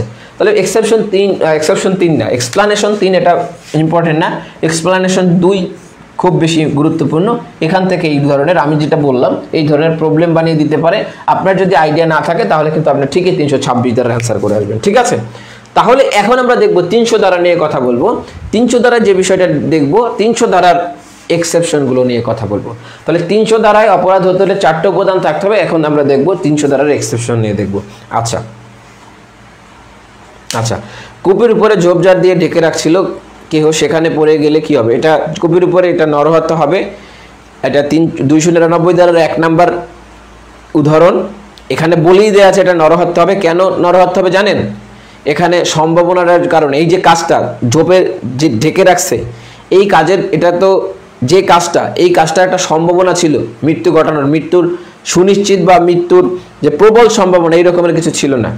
কিন্তু ধরেন যে ঝোপের নিচে তিনি একটা ঝোপের উপর ডেকে রাখলো এবং ঝোপের নিচে তিনি কি রাখলেন? দাহ্য পদার্থ রাখলেন, যে দাহ্য পদার্থের মধ্যে পড়লে কেউ উঠতে পারবে না। এই ক্ষেত্রে এটা খুন হতো। ঠিক আছে? আশা করি জিনিসটা বুঝেছেন। এখন আমরা যে বিষয়টা নিয়ে কথা বলবো সেটা হচ্ছে সেকশন 300 নিয়ে কথা বলবো। আচ্ছা, 200 নিয়ে কথা বলার আগে, 299 নিয়ে কথা বলার আগে, মানে 200 একটু 99 একটু সাজাটা নিয়ে কথা বলি। যদিও এটা আমরা বিচার প্রক্রিয়ার অংশ নিয়ে যখন আলাপ করতাম তখন করতে চেয়েছিলাম, কিন্তু এখনই বলিনি, তাহলে আপনারা আরও ধরতে সুবিধা হবে। দেখেন, 300 ধারায় যদি আপনি সাজা দিতে চান তাহলে 300 ধারায় আপনাকে মানে 299 ধারার যদি কেউ অপরাধ সংগঠন করে, এই অপরাধের যদি আপনি সাজা দিতে চান, এই সাজাটা আপনারা জানেন দিতে হবে 304 ধারায়। এখন আমি আপনাদেরকে একটা উদাহরণ দিব, আপনারা বলবেন যে এই সাজাটা আপনি কত ধারায় দিবেন, মানে 304 ধারার 1-এ দিবেন নাকি 304 ধারার 2-এ দিবেন। তাহলে দেখেন আমরা একটা উদাহরণ দিচ্ছি, এই যে এই বিচার প্রক্রিয়া থেকে নেওয়া উদাহরণটা সিমিলার একটা উদাহরণ। তাহলে 304 ধারার 2টা পার্ট, 1 এবং 2, তাহলে আপনি কোন পার্টে দিবেন আমি একটা উদাহরণ দিই। উদাহরণটা হচ্ছে এ এবং বি, এই দুইজনের মধ্যে ব্যাপক তর্কাতর্কি হচ্ছে। এ এবং বির মধ্যে ব্যাপক তর্কাতর্কি হচ্ছে। বি রাগম্বিত হয়ে একে একটা ঘুষি দিল। এই যে ঘুষিটা দিল, এই ঘুষিটা লাগলো এর নাকে, এর নাক থেকে রক্ত বের হলো এবং এ ঘটনাস্থলে মৃত্যুবরণ করলো। তাহলে দেখেন, যেখানে 2 নম্বর ব্যাখ্যাটা গুরুত্বপূর্ণ বেশি। তাহলে আপনি কি আমার এক্সাম্পলটা বুঝেছেন? যদি এক্সাম্পলটা না বুঝেন তাহলে বলবেন এক্সাম্পল আর লিখবেন, এক্সাম্পল রিপিট করতে বলবেন, আমি এক্সাম্পলটা রিপিট করব। ঠিক আছে? তাহলে দেখেন প্রশ্নটা আবার একটু দেখেন। এ এবং বি দুইজনের মধ্যে তর্কাতর্কি হচ্ছিল যে কোনো বিষয়, ধরেন বর্তমানে ইউক্রেন রাশিয়া যুদ্ধ, হ্যাঁ, বা রাজনৈতিক বিষয় নিয়ে দেখবেন চায়ের কাপে ঝড় উঠায়, তাহলে এই ঝড় উঠতে উঠতে একবারে দেখা গেল বি কী করলো, একে একটা ধাপ করে ঘুষি দিয়ে দিল। ঘুষি দেওয়ার ফলে তার নাক থেকে রক্ত ফেটে নাক ফেটে রক্ত বের হয়ে তিনি মারা গেলেন, স্পট ডেথ। তাহলে এই কাজটা কি হবে? এটা কি হবে? এই আগে বলেন, এটা তো নরহত্যা হলো। আচ্ছা, তাহলে এটা 304 ধারার পার্ট 1 অংশে নাকি 2 অংশে আপনি সাজা দিবেন? ঠিক আছে, মূল ক্লাস কত তারিখে শুরু হবে? এটাই একটা মূল ক্লাসের পার্ট। মূল ক্লাসটা 30 তারিখে আপনাদের শুরু হবে। 30 তারিখে 29 তারিখ পর্যন্ত আপনি ভর্তি হতে পারবেন। 29 তারিখের পর আর ভর্তি হওয়ার সুযোগ নাই। 30 তারিখে মূল ক্লাস শুরু হবে, শুধুমাত্র পেইড স্টুডেন্টদের নিয়ে মূল ক্লাস শুরু হবে। ঠিক আছে, আর আপনারা যারা যুক্ত হতে চান তারা কি করবেন, এই যে উপরে দেওয়া নাম্বারটা আছে এই নাম্বারে যোগাযোগ করুন। নরহত্যা হবে, দ্যাটস আমি বলে দিয়েছি, এটা নরহত্যা হবে। কিন্তু আপনি সাজাটা দেবেন কি 1-এ না 2-এ? কেউ তো 402-এ চলে গেছেন, 302-এ সাজা হবে না। নরহত্যা বলে দিয়েছে, এটা নরহত্যা হবে। কেন নরহত্যা হবে? সাডেন ফাইট অথবা উত্তেজনা, যেটাই ধরেন না কেন, এক্সেপশন 1। আচ্ছা ওকে, 304-এর এতে কি বলেন, আন্দাজে কথা বলেন, 1, 2 অংশ যারা বলতেছেন, ওকে 2। তাহলে দেখেন যে বিষয়টা সেটা হচ্ছে নরহত্যার সাজাটা কখন আপনি 1-এ দিবেন আর 2-এ দিবেন। যদি হত্যা করার অভিপ্রায়ে কাজ হয় তাহলে এটা 1-এ সাজা দেবেন। যদি অভিপ্রায় না থাকে তখন 2-এ সাজা দিবেন। ঠিক আছে, তাহলে দেখেন এই যে একটা মামলার ডিসিশন, এই বিষয়টা আপনি আমাদের যে বিচার প্রক্রিয়া বইটা আছে এখানে পাবেন। এখানে সেম একটা উদাহরণ দিয়ে বলছে যে এই কাজটা আসলে যেহেতু অভিপ্রায় নাই, তার কিন্তু মারার অভিপ্রায় ছিল, এটা নরহত্যা হবে। কারণ তিনি সাডেন উত্তেজনার ফলে, আকস্মিক উত্তেজনার ফলে কাজটা করে ফেলেছেন। 300 ধারার এক্সেপশন 1। এখন দেখতে হবে অভিপ্রায় ছিল কি ছিল না। তিনি যে আঘাতটা করেছেন, এই আঘাতে তার হঠাৎ আঘাত করেছেন, তার কোনো পূর্ব পরিকল্পনা ছিল না, সুতরাং তার এখানে অভিপ্রায় থাকার কোনো প্রশ্নই আসে না। যেহেতু তার অভিপ্রায় নাই, দ্যাটস মিন এই ব্যক্তির সাজা হবে 304-এর 2 নম্বর অংশে। অর্থাৎ এই ক্ষেত্রে তাকে সাজা দেওয়া যাবে সর্বোচ্চ 10 বছর পর্যন্ত প্লাস ফাইন। তাকে কিন্তু কি করা যাবে না, যাবজ্জীবন কারাদণ্ড দেওয়া যাবে না। তিনি একটা নরহত্যা করেছেন, তাও আপনি তাকে যাবজ্জীবন দিতে পারবেন না। কেন দিতে পারবেন না? দিতে পারবেন না হচ্ছে এই 304-এর 2 অংশের জন্য। তাহলে দেখেন পেনাল কোডটা এতদিন খুব পড়া পড়েছেন, ঠিক আছে, তাহলে পেনাল কোড তো অনেক পড়েছেন। এখন দেখেন যে পেনাল কোডটা আসলে এইভাবে পড়ছেন কিনা। তাহলে এখানে প্লাস ফাইন হবে না, এখানে হবে অথবা ফাইন বা বোথ। অর্থাৎ এখানে শুধু আদালত চাইলে অর্থদণ্ডও দিতে পারে। ক্লিয়ার কিনা দেখেন, ক্লিয়ার যদি হতে পারেন তাহলে আমরা সামনে অগ্রসর হব।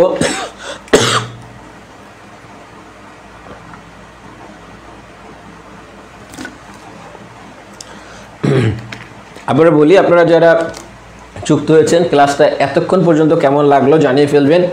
আপনাদের বন্ধুদেরকে মেনশন দিবেন।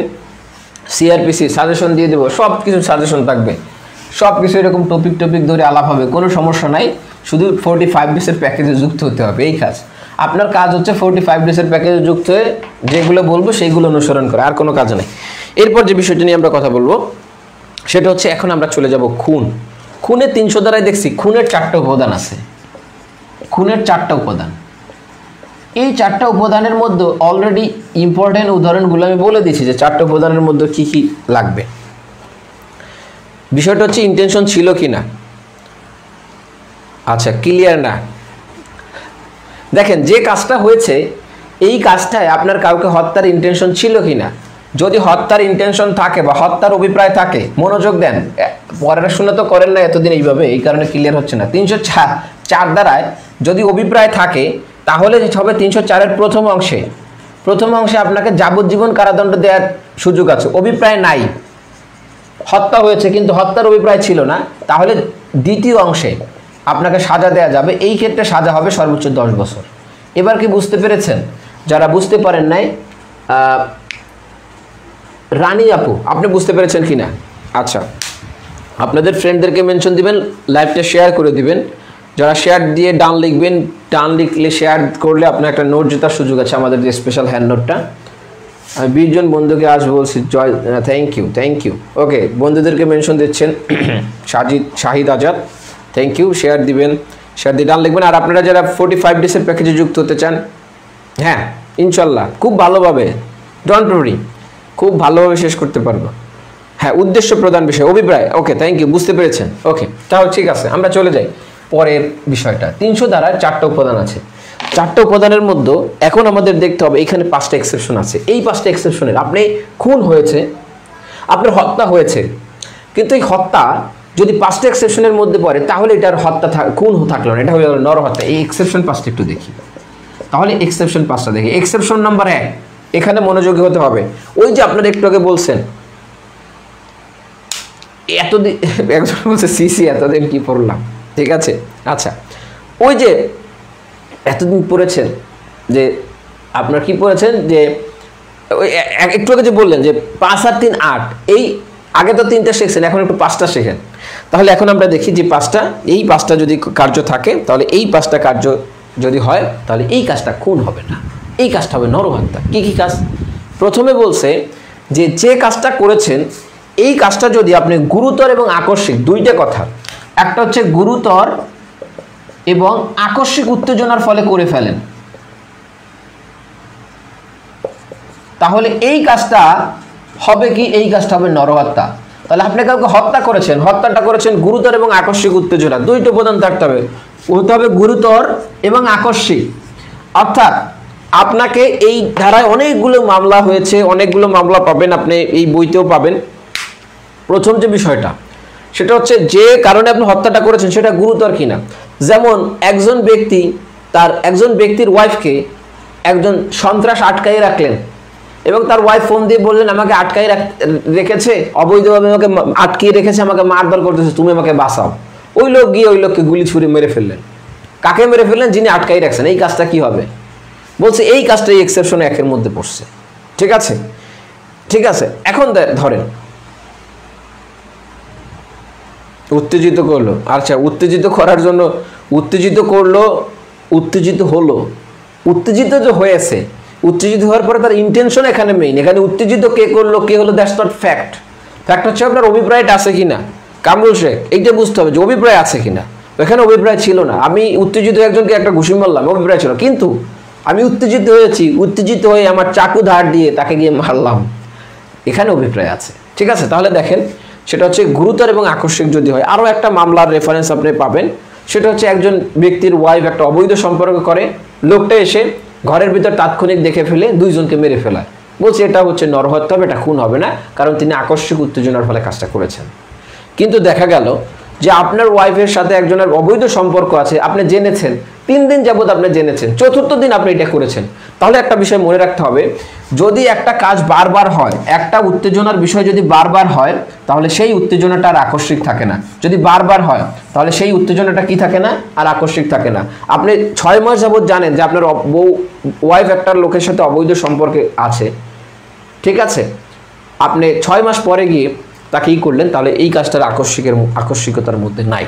ঠিক আছে, তাহলে দেখেন যে বিষয়টা সেটা হচ্ছে যে কাজটা হতে হবে সেটা যদি গুরুতর এবং আকস্মিক হয় এবং এর ফলে আপনি কাজটা করেছেন তাহলে এই কাজটা নরহত্যা মর্মে গণ্য হবে। ঠিক আছে, এরপর যে বিষয়টা, এইটার আবার 3টে এক্সেপশনের কথা বলছে, যে 3টা কার্য ঘটলে আবার আপনি এই 1 নম্বর এক্সেপশনের সুযোগ পাবেন না। সেই 3টে কার্য কি কি?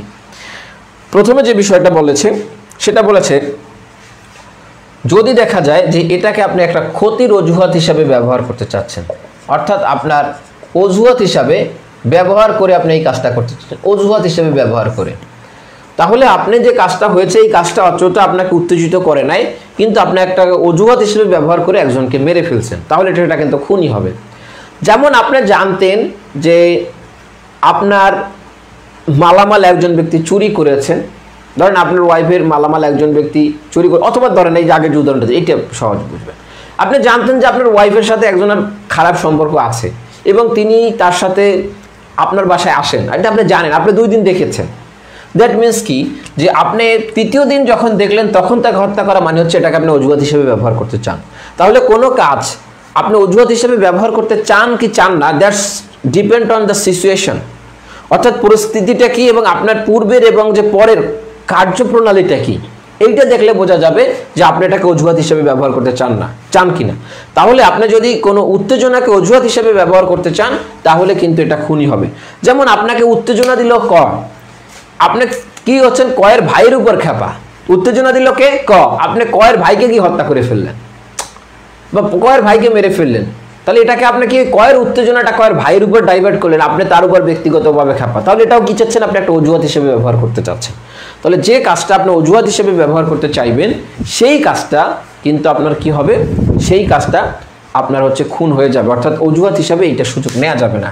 2 এইটার এক্সেপশনের 2 নম্বরে বলছে যে যদি দেখা যায় সরকারি কর্মচারীর বিরুদ্ধে যদি আপনি এই কাজটা করেন, ঠিক আছে, 3 এবং 3 আচ্ছা, তাহলে দেখেন সরকারি না, ওখানে যে 3টা ব্যাখ্যা এখানে বলছে কাজগুলো নরহত্যা হবে। আপনি একটু ক্লাসটা রিপিট দেখে নিন, সেভ থাকবে, দেখে নিন, যেহেতু অনেক আগে আলোচনা করেছে একটু দেখে নিন।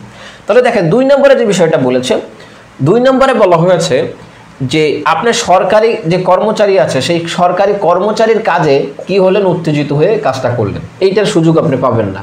একজন সরকারি কর্মচারী আপনাকে গ্রেফতার করতে আসলো, গ্রেফতার করতে আসার সময় আপনি কি করলেন, ওই সরকারি কর্মচারীকে উপর উত্তেজিত হয়ে গেলেন যে তুই আমার এত বড় সাহস, তুই আমাকে গ্রেফতার করতে আসছিস, দিলেন মেরে, এই কাজটা কি হবে, এই কাজটা খুন হবে। তৃতীয় যেটা বিষয়টা বলছে যে এই যে উত্তেজনাটা যে তৈরি হলো, এই উত্তেজনাটা ব্যক্তিগত আত্মরক্ষার অধিকার থেকে যদি তৈরি হয়, ব্যক্তিগত আত্মরক্ষার অধিকার এইটা থেকে যদি তৈরি হয় তাহলে এই কাজটা খুন হয়ে যাবে। কিভাবে, ধরেন একজন ব্যক্তিকে আমি একটা খেলনা পিস্তল দিয়ে ভয় দেখাচ্ছি, আমি বলতে চাই তোমাকে আমি গুলি করব, তোমাকে আমি গুলি করে দিব, তাহলে আমার মনে কিন্তু আমি তাকে গুলি করব না, আমার পিস্তলটা খেলনা। এখন সে চিন্তা করলো আমাকে তো গুলি করবে, আমি আত্মরক্ষার্থে কি করব, সে কি করলো, তার হাতে একটা লাঠি ছিল, সেই লাঠি দিয়ে আপনার হাতে একটা পিটান দিল যাতে আপনার পিস্তলটা পড়ে যায়। ওই লোকটা কি কারণে আপনার হাতে লাঠি দিয়ে পিটান দিল, এই লোকটা পিটান দিল যাতে আপনি ওকে গুলি না করতে পারেন, আপনার পিস্তলটা যেন পড়ে যায়। কিন্তু আপনি ওকে উত্তেজিত হয়ে গেলেন, আপনি চিন্তা করলেন কি, গুরুতর এবং আকস্মিক উত্তেজিত হয়ে গেলেন, আপনি বললেন যে চিন্তা করলেন যে আমাকে হাতে লাঠি দিয়ে পিটান দিল, আমি তো তোকে মারতাম না, এই বলেই তাকে একটা ঘুষি দিলেন অথবা তাকে সাথে জায়গায় মেরে ফেললেন। তাহলে আপনার কাজটা কি হবে, আপনি যেহেতু কিন্তু গুরুতর এবং আকস্মিক উত্তেজিত হয়েই কাজটা করেছেন, কিন্তু আপনার কাজটা হয়ে যাবে খুন। কেন খুন হবে, কারণ তিনি আত্মরক্ষার্থে লাঠি দিয়ে আপনাকে আঘাত করেছে, এই আত্মরক্ষার্থে আপনাকে লাঠি দিয়ে আঘাত করার কারণে এই যে উত্তেজনাটা তৈরি হয়েছে আত্মরক্ষার অধিকারার্থে, এই কারণে আপনি এই এক্সেপশন 1-এর সুযোগ পাবেন না। বুঝতে পেরেছেন কিনা, এক্সেপশন 1 বুঝতে পেরেছেন কিনা, গুরুতর এবং আকস্মিক উত্তেজনা এবং গুরুতর এবং আকস্মিক উত্তেজনার যে 3টে এক্সেপশন, এই 3টে এক্সেপশন বুঝতে পারছেন কিনা, যে গুরুতর এবং আকস্মিক উত্তেজনা থাকলেও কখন খুন হবে।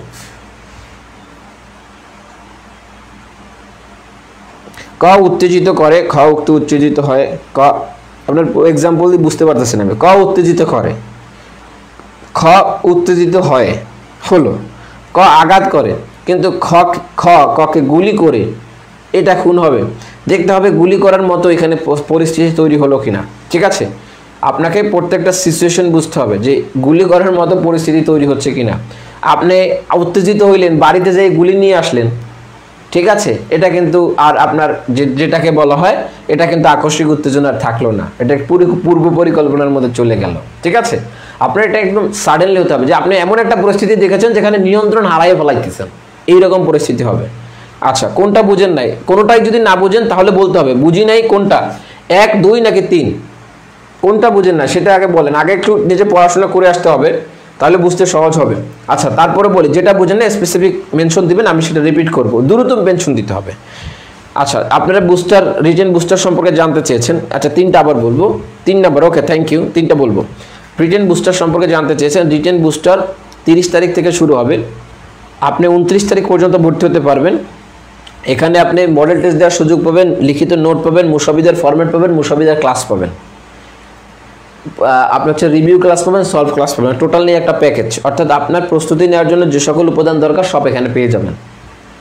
আপনারা যারা ভর্তি হতে চান এই নাম্বারে যোগাযোগ করবেন অথবা আমাকে ইনবক্স করবেন, ঠিক আছে, এইটা গেল 1। আর অফলাইনে যারা ভর্তি হতে চান, আগামীকাল এবং পরশু 2টা ফ্রি ক্লাস আছে, room number G20 RS home সেন্টারের, এটা হচ্ছে এশিয়া প্যাসিফিক বিশ্ববিদ্যালয়ের পাশের যে ভবনটা, ওইটার গ্রাউন্ড ফ্লোরের 20 নম্বর রুম, নিচতলার 20 নম্বর রুমে ক্লাস, আগামীকালকে 3টা থেকে 6টা পর্যন্ত ক্লাস। সিপিসি এবং সিআরপিসির কোন কোন টপিক করবেন এই রকমের একটা মডেল টপিক ধরে আপনাকে বুঝিয়ে দেওয়া হবে। আগামীকালকে চলে আসতে পারেন, আপনারা যারা ঢাকার মধ্যে নাই তাদের বন্ধু বান্ধবরা বলতে পারেন, ঠিক আছে। আচ্ছা, 3 নাম্বার, 3 নম্বরে দেখেন আমি একটা উত্তেজনা দিলাম বা আমি একটা উত্তেজনা তৈরি করলাম, আপনি উত্তেজিত হলেন।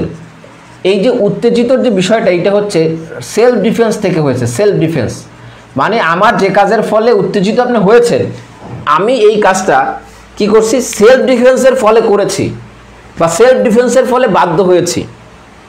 ঠিক আছে, ধরেন আমি কি করলাম, আমি একজন ব্যক্তিকে, ধরেন এ বি সি ডি যে কোনো একজন ব্যক্তিকে আমি কি করলাম, আমি তাকে ভয় দেখালাম যে আমি তোমাকে গুলি ছুড়বো। তাহলে আমি কিন্তু তাকে খেলার ছলে বলতেছি। এখন সে সত্যিকারে মনে করলো যে আমাকে গুলি ছুড়বে, তাহলে আমার তো রাইট টু সেলফ ডিফেন্স, আমাকে তো বাঁচতে হবে। সে একটা লাঠি দিয়ে আপনাকে আঘাত করলো। তাহলে দেখেন আমি এ বললাম বিকে যে আমি তোমাকে গুলি ছুড়বো, গুলি করে হত্যা করব। কে বলতেছে? কাকে বলতেছে? বিকে। বি চিন্তা করলো আমাকে তো মেরে ফেলবে। বি এই একে একটা লাঠি দিয়ে আঘাত করলো। এখন এই লাঠি দিয়ে আঘাতের ফলে এ উত্তেজিত হলো। তাহলে এই বীর যে উত্তেজনাটা দিল একে, এই উত্তেজনাটা কির মাধ্যমে তৈরি হলো? রাইট টু প্রাইভেট ডিফেন্সের মাধ্যমে তৈরি হলো। এটার বেসিস কি? তিনি চিন্তা করলো আমাকে তো মেরে ফেলবে, আমাকে বাঁচতে হবে, সুতরাং আমি কি করবো, সেলফ ডিফেন্সের জন্য আমি লাঠি দিয়ে আঘাত করলাম। তাহলে যদি কেউ রাইট টু প্রাইভেট ডিফেন্সের জন্য কাজের মাধ্যমে কেউ উত্তেজিত হয়, এই উত্তেজনার ফলে যদি কাউকে হত্যা করে, তাহলে এটা নরহত্যা না, এটা খুনই হবে। এবার বুঝতে পেরেছেন? বুঝেন না কি? এবার বলেন। আচ্ছা, আপনারা যারা অনেকক্ষণ ক্লাস নিয়ে ফেলেছি, প্রায় 1 ঘন্টা 20 মিনিটের কাছাকাছি, আমরা বাকি এক্সেপশনগুলো খুব দ্রুত দেখব। আমরা হয়তো আজকে আপনারা যদি থাকেন তাহলে আজকে সব বিষয় নিয়েই কথা বলবো, আর আপনারা যদি না থাকেন তাহলে হয়তো বিশ্লেষণমূলক বিষয়গুলো নিয়ে, সব বিষয়গুলো নিয়ে কথা বলতে পারবো না, তবে কিছু কিছু বিষয় নিয়ে কথা বলবো। ওকে, তাহলে দেখেন এটা বুঝতে পারছেন কিনা? ওকে, আমরা চলে যাই এক্সেপশন নাম্বার 2। এই এক্সেপশনগুলো খুব সহজ এবং বোঝাও খুব সহজ হয়ে যাবে আশা করি, এটা নিয়ে ঝামেলা হবে না। 1 নম্বর এক্সেপশনটা কঠিন, কারণ ওইটার আন্ডারে আবার 3টে এক্সেপশন। যে বিষয়টা এখানে বলছে যে আত্মরক্ষার যে অধিকার আছে, সেই অধিকারের বাইরে গিয়ে যদি কেউ হত্যা করে, এক্সেপশন নাম্বার 2 এখানে বলছে আত্মরক্ষার যে অধিকার আছে, সেই আত্মরক্ষার অধিকার অযাচিতভাবে প্রয়োগ করে বা অতিক্রম করে যদি কেউ কাউকে হত্যা করে, তাহলে এইটা হবে নরহত্যা। তাহলে দেখেন আত্মরক্ষার্থে কয়টা ক্ষেত্রে বৈধ উপায়ে হত্যা করা যায়? 10টা। সেকশন 106টা, সেকশন 103 4টা, এই মোট 10টা ক্ষেত্রে আপনি একজন ব্যক্তিকে আত্মরক্ষার্থে হত্যা করতে পারেন।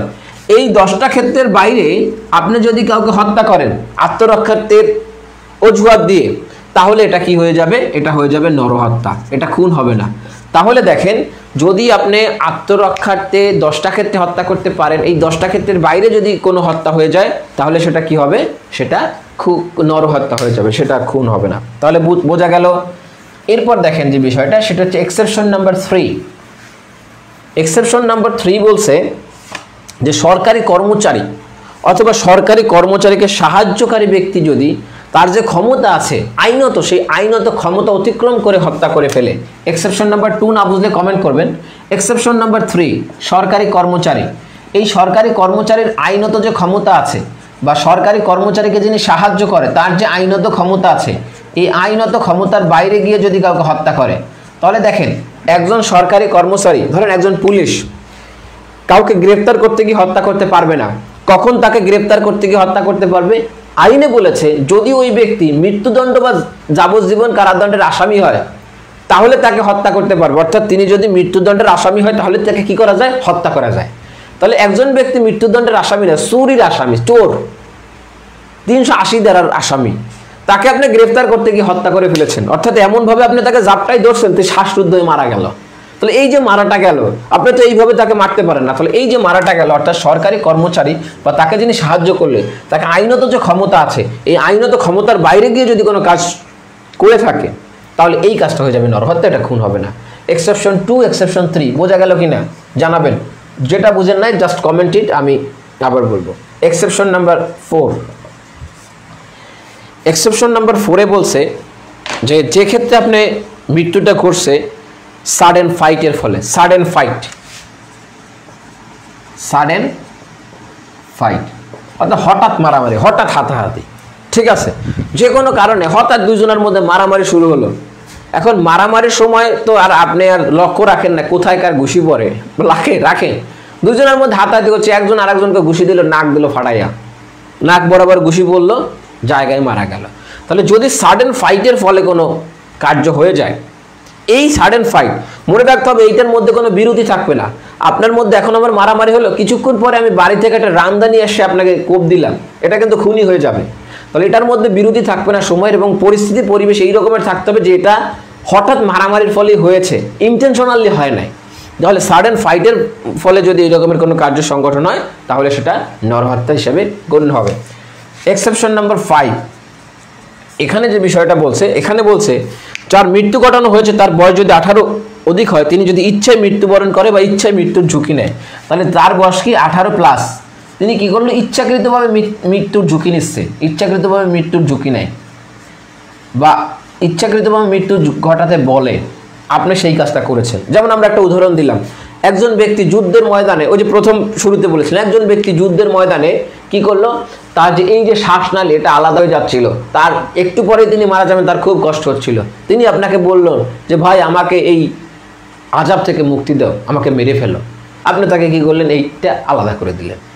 তাহলে এই যে কাজটা আপনি করলেন, এই কাজটা তো আপনি খুন হলো না, এই কাজটা কি হলো, এই কাজটা হলো নরহত্যা।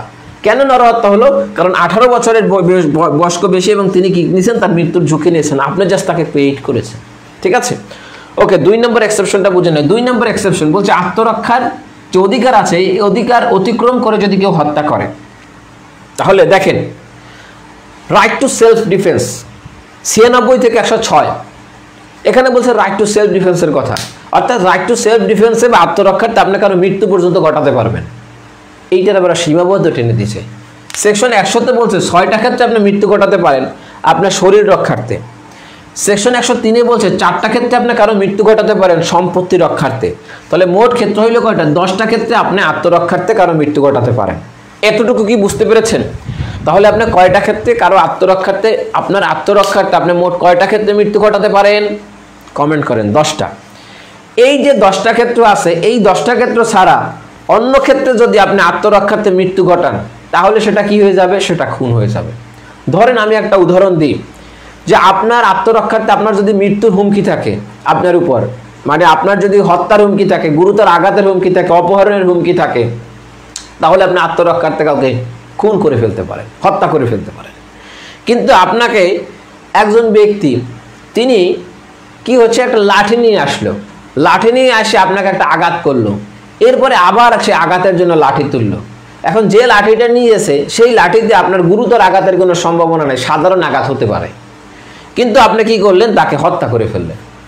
তাহলে এখন দেখেন বলছে যে আপনার শরীরের উপর যদি গুরুতর আঘাতের সম্ভাবনা থাকে তাহলে আপনি হত্যা করতে পারবেন, কিন্তু লাঠি দিয়ে তো গুরুতর আঘাতের সম্ভাবনা ছিল না, তারপরেও আপনি বা তার সেই সামর্থ্যও ছিল না যে আপনাকে আঘাত করে গুরুতর হত্যা করবে, মানে গুরুতর আঘাত করবে, আপনি তাকে হত্যা করে ফেললেন। তাহলে আপনার কাজটা কি হলো, বলছে যেহেতু এই 10টার মধ্যে পড়ে নাই, তাহলে আপনার যে বিষয়টা হলো সেটা হচ্ছে আপনার হয়ে যাবে, এটা কি হয়ে যাবে, নরহত্যা হয়ে যাবে। একটা কোশ্চেন এসেছে, কোশ্চেন করেছেন স্যার ব্যতিক্রম 5-এর শাস্তি কি হবে? ব্যতিক্রম 5-এর শাস্তি নরহত্যার শাস্তি হবে। ঠিক আছে, আশা করি জিনিসটা বুঝেছেন। এগুলো সব নরহত্যা বলেছে, সুতরাং নরহত্যার সাজা হবে। এখন আপনাদের এই বিষয়গুলো নিয়ে কোনো কোশ্চেন থাকলে কোশ্চেন করতে হবে। যদি ব্যতিক্রম 5টা বুঝে ফেলেন তাহলে অসংখ্য ধন্যবাদ। আমরা এবার একটু সামনে অগ্রসর হই। এখন আমরা একটা বিষয় নিয়ে কথা বলবো। বিষয়টা হচ্ছে যে স্পেশাল আইনে বিচার করে 302 ধারায় সাজা দেওয়া যায় কিনা, এইটা দেখব। তারপরে হচ্ছে আরও একটা বিষয় দেখব। ঠিক আছে, তাহলে দেখেন স্পেশাল আইনে বিচার করে, এটা বিশ্লেষণমূলক প্রশ্ন, প্রবলেম আসতে পারে এইরকম, বিচার করে আপনারা এটা ইসে পাবেন, কি বলে এটাকে, আপনি হচ্ছে বিচার প্রক্রিয়ায় পাবেন স্পেশাল আইনে বিচার করে কাউকে 302 ধারায় সাজা দেওয়া যায় কিনা, দণ্ড দেওয়া যায় কিনা। তাহলে বিচার করলেন স্পেশাল আইনে 302 ধারায় দণ্ড দেওয়া যায় কিনা। এই 10টি ক্ষেত্রে হত্যা করলে কি নিন্দনীয় না? এই 10টা ক্ষেত্রে যদি হত্যা করা হয় তাহলে এটা কোনো অপরাধ না। অর্থাৎ আপনি আত্মরক্ষার্থে যে কাজ করছেন এই 10টা ক্ষেত্রের মধ্যে পড়লে এটা কোনো অপরাধী হবে না, সুবীর বোস।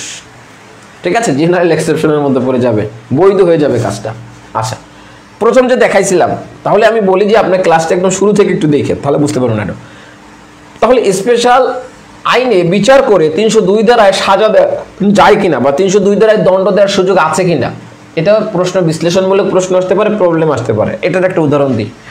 আপনারা নারী ও শিশু নির্যাতন দমন আইনের নাম জানেন? নারী ও শিশু নির্যাতন দমন আইন, এই যে নারী ও শিশু নির্যাতন দমন আইন, এই নারী ও শিশু নির্যাতন দমন আইন হচ্ছে একটা স্পেশাল ল। এই স্পেশাল আইনের 11 ক নামে একটা ধারা আছে, ঠিক আছে। 11 ক ধারায় একটা অপরাধের কথা বলছে, যে অপরাধের 2টি উপাদান থাকতে হয়। কয়টা উপাদান থাকতে হয়? 2টা। বোঝানোর জন্য বলতেছি, নারী ও শিশু নির্যাতন দমন আইন বলতেছি না। তাহলে 18-র নিচে হয়, 18-র নিচে হলে তো 305-এ যাবে। 11 ক আছে, কি আছে? 2টা। এখন দেখেন, প্রথম একটা যে বিষয় সেটা হচ্ছে যৌতুক চাইতে হবে, যৌতুক দাবি করতে হবে। 2, এই যৌতুকের দাবিতে হত্যা হতে হবে। তাহলে যদি কেউ যৌতুক দাবি করে এবং যৌতুকদের দাবিতে হত্যা করে, তাহলে নারী ও শিশু নির্যাতন দমন আইনের 11 ক দ্বারায় বিচার করা যায়, দণ্ড দেওয়া যায়। এখন বির বিরুদ্ধে একটা অভিযোগ আসলো। অভিযোগটা হচ্ছে বি যৌতুক চেয়ে কি করলো? বি যৌতুক চেয়ে, আচ্ছা খুন হবে। খুন হবে বলতে হচ্ছে যদি প্ররোচনা থাকে তাহলে 305-এ যাবে, শুধু যদি প্ররোচনা মানে তাকে এইড বা হেল্প করে। আর যদি এইড বা হেল্প না করে, তাকে যদি একদম খুনই করে ফেলে, মানে হত্যাই করে ফেলে, তাহলে এটা খুন হয়ে যাবে, ঠিক আছে। 18 বছরের কম হলে খুন হয়ে যাবে যদি তাকে হত্যা করে। কিন্তু যদি তাকে এইড করে, শুধুমাত্র সহায়তা করে, 18 বছরের কম কোনো বয়স্ক ব্যক্তি তাকে সহায়তা করলো, যেমন তাকে হত্যা প্ররোচনা দিল অথবা তাকে দড়ি এনে দিল, 18 বছরের কম, তাহলে 305-এ যাবে। আর যদি তাকে ওই কাজই করে ফেলে, তাহলে তার সম্মতি, মানে 2টা বিষয়। একটা হচ্ছে যদি তিনি বলে যে আমাকে মেরে ফেলেন, এটা একটা বিষয়। এটা যদি 18 বছরের কম হয় তাহলে খুন, 18 বছরের বেশি হলে ওই যেটা বললাম যে এক্সেপশন 5-এ যাবে। আর যদি শুধুমাত্র এইড করে, এইড, তাহলে কী হবে? তাহলে 305-এ যাবে, এইটা আর কি। তাহলে দেখেন যে বিষয়টা বললাম সেটা হচ্ছে এই যে বি আছে, বি, এই বি কী করলো? বির বিরুদ্ধে একটা অভিযোগ, তিনি হচ্ছে যৌতুক দাবি করছেন এবং এই যৌতুক দাবি করার ফলে, মানে চাওয়ার কারণে যৌতুক না দেয় তার ওয়াইফকে, স্ত্রীকে হত্যা করছে। এই 2টা অভিযোগে, এই একটা অভিযোগে তার বিরুদ্ধে বিচার হলো নারী ও শিশু নির্যাতন দমন ট্রাইব্যুনালে বিচার হলো। এখন ট্রাইব্যুনালে বিচার করার শেষে বিচারক দেখলো যে এখানে আসলে মূলত শুধুমাত্র হত্যা হয়েছে, কোনো যৌতুকের দাবি ছিল না। অর্থাৎ যদি যৌতুকের দাবি না থাকে তাহলে 11 ক দ্বারা মানে 11 ক দ্বারা টিকে না, ঠিক আছে। তাহলে তার কি, অর্থাৎ তাকে নারী ও শিশু নির্যাতন দমন ট্রাইব্যুনালের যে আইন আছে, নারী ও শিশু নির্যাতন দমন আইন, এই আইনে তাকে দণ্ড দেওয়া যায় না। যদি শুধুমাত্র যৌতুকের দাবি এবং হত্যা হয় তাহলেই দণ্ড দেওয়া যায়, শুধু হত্যা, তাহলে তাকে দণ্ড দিতে হবে পেনাল কোডের 302 দ্বারায়। এখন যে প্রশ্নটা সেটা হচ্ছে, এইটা বিচার হলো স্পেশাল ল অনুযায়ী, বিচার করলো একটা ট্রাইব্যুনাল। প্রশ্নটা হলো এই যে ট্রাইব্যুনাল, এটা তো সেশন আদালত না, এই ট্রাইব্যুনাল অথবা এই স্পেশাল ল অনুযায়ী বিচার করে 302 দ্বারায় কাউকে দণ্ড দেওয়া যায় কিনা, অর্থাৎ পেনাল কোডে কাউকে দণ্ড দেওয়া যাবে কিনা। আমার কোশ্চেনটা কি বুঝতে পেরেছেন? যদি কোশ্চেন না বুঝেন তাহলে লিখবেন QR, কোশ্চেন রিপিট করব আমি। যদি এক্সাম্পল না বুঝেন তাহলে লিখবেন ER, এক্সাম্পল রিপিট। আমি এক্সাম্পল রিপিট করব, দেখেন বুঝতে পারছেন কিনা। আচ্ছা, আবারও বলি, সেটা হচ্ছে আপনারা এখনও যারা শেয়ার দেন না, শেয়ার দিয়ে ডান লিখে আপনারা আমাদের স্পেশাল হ্যান্ড নোটটা জিতে নিতে পারেন। আপনারা যারা অফলাইনে ক্লাস করতে চান আমাদের সাথে, তারা আগামীকালকে এবং পরশু অফলাইনে 2টা ফ্রি ক্লাস আছে, সেখানে যুক্ত হতে পারেন। আর আপনারা যারা আমাদের সাথে অনলাইনে 45 ডেজের প্যাকেজে যুক্ত হতে চান, তারা এই উপরের নাম্বার অথবা ইনবক্সে নক দিতে পারেন। প্রত্যেকটা সাবজেক্টে এই রকমের ধরে ধরে আপনাকে কোন কোন বিষয় পড়তে হবে সেই বিষয়গুলো নিয়ে আমরা আলাপ করব। ওকে, কোশ্চেন রিপিট। ওকে, কোশ্চেনটা হচ্ছে যে একজন ব্যক্তিকে স্পেশাল আইন অনুযায়ী বিচার করলো, বা স্পেশাল আইন অনুযায়ী বিচার হলো, অথবা স্পেশাল কোনো আদালত বিচার করে তাকে কি 302 দ্বারায় দণ্ড দেওয়া যায় কিনা, বা পেনাল কোড অনুযায়ী দণ্ড দেওয়া যায় কিনা। এবার কি কোশ্চেনটা বুঝেছেন? যে পেনাল কোডের যে দণ্ড দিতে পারবে, সেই পেনাল কোড অনুযায়ী দণ্ড দিতে পারবে কে? পেনাল কোড অনুযায়ী দণ্ড দিতে পারবে CRPC-তে যে ম্যাজিস্ট্রেট বা বিচারকদের কথা বলা, তারা পারবে। এই যে ট্রাইব্যুনালটা বললাম, নারী ও শিশু নির্যাতন ট্রাইব্যুনাল, তিনি তো আর পেনাল কোড অনুযায়ী দণ্ড দিতে পারেন না, কারণ তিনি CRPC-র কোনো বিচারক না, তিনি একটা স্পেশাল আইনের একজন বিচারক। তাহলে তিনি স্পেশাল আইন অনুযায়ী বিচারক হয়ে স্পেশাল আইন অনুযায়ী বিচার করে যদি পেনাল কোডের কোনো দণ্ড প্রমাণিত হয় বা পেনাল কোডের কোনো অপরাধ প্রমাণিত হয়, তাহলে দণ্ড দিতে পারেন কিনা? উত্তর হচ্ছে হ্যাঁ, পারবেন। তাহলে মনে রাখবেন যে 302 দ্বারায় দণ্ড দেওয়া যাবে, ঠিক আছে। এই বিষয়টা নিয়ে বিখ্যাত মোকদ্দমা আছে, সেটা হচ্ছে 3 BLC AD 179, মামলার নাম্বারটা লিখে রাখেন, 3 BLC AD 179 এই মামলায় বলা হয়েছে যে হ্যাঁ স্পেশাল আদালত বা স্পেশাল কোর্ট স্পেশাল আইন অনুযায়ী যদি কোনো বিচার করে, বিচার করার পরে তিনি যদি দেখেন যে এটা পেনাল কোড অনুযায়ী দণ্ডযোগ্য, তাহলে তিনি নতুন বিচারের নির্দেশ না দিয়ে বা নতুন বিচারের জন্য না পাঠাইয়া পেনাল কোড অনুযায়ী তিনি দণ্ড দিয়ে দিতে পারবেন। এইটার যে কনসেপ্টের উপর ভিত্তি করে দাঁড়াইছে সেটাকে বলা হয় কমপ্লিট জাস্টিস বা সম্পূর্ণ ন্যায় বিচার। বলা হয়েছে সম্পূর্ণ ন্যায় বিচারের খাতিলে এই অ্যাপিলেট ডিভিশন এই নির্দেশনা দিয়েছে এবং এই ক্ষমতাটা প্রয়োগ করেছে। ঠিক আছে, তাহলে যে বিষয়টা সেটা হচ্ছে যদি স্পেশাল, এটা আপনারা হচ্ছে আপনাদের কাছে যাদের কাছে তৃতীয় সংস্করণ আছে এই যে বিচার প্রক্রিয়া, তারা 307 নম্বর পেজে এই বিষয়টা পাবেন, 306 নম্বর পেজে তৃতীয় সংস্করণ যাদের কাছে আছে। তাহলে আমার কথাটা কি আপনারা বুঝতে পেরেছেন যে হ্যাঁ দণ্ড দেওয়া যাবে? Thank you.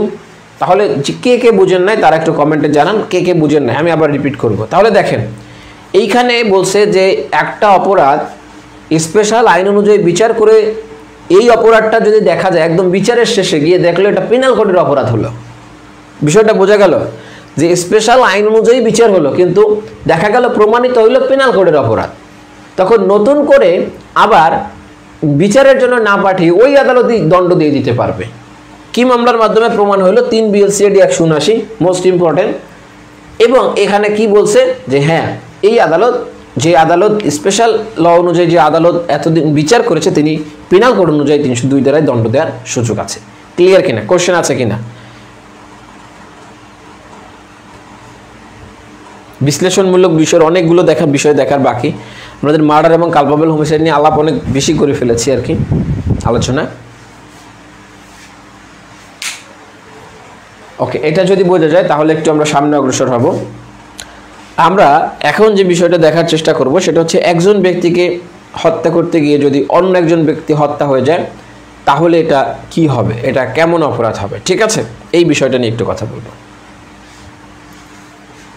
দেখেন আপনাদের কাছে কোশ্চেন যে একজন ব্যক্তিকে, আমি একটা উদাহরণ দিব, আপনারা উত্তর দেওয়ার চেষ্টা করুন বা উত্তর দিন। আমরা মনে এটা বুঝেছেন, আমি মুছে ফেললাম।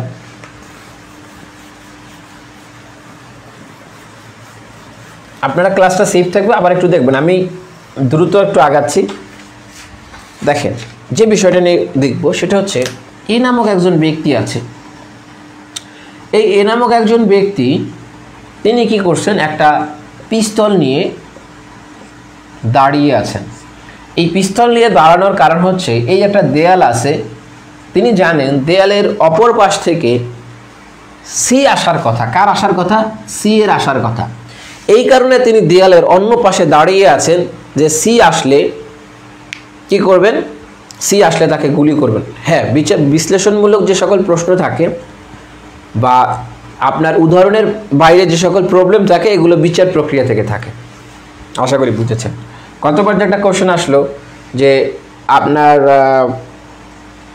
ডিসচার্জের সময় বিবাদের কাগজপত্র দিতে চাইলে এটা নেওয়া যাবে কিনা, এটা কিন্তু বিচার প্রক্রিয়া থেকে উঠে এসেছে আর কি। যাই হোক, এখন দেখেন এই দেয়ালের এইখান থেকে এ জানে সি আসবে, সিকে গুলি করবে, মেরে ফেলবে, কিন্তু দুর্ভাগ্যক্রমে সি আসলো না, দেয়ালের এই পাশ থেকে আসলো ডি। ডি যে এই দেয়ালের এই পাশে মাথা দেখা গেল, এ কি করলো, ডিকে গুলি করে মেরে ফেললো। এখন গুলি করতে মারতে চাইছিল সিকে, কিন্তু মারা পড়লো কে, ডি। এখন এই ডি মরলে এটা কি হবে, নরহত্যা না খুন হবে বলেন?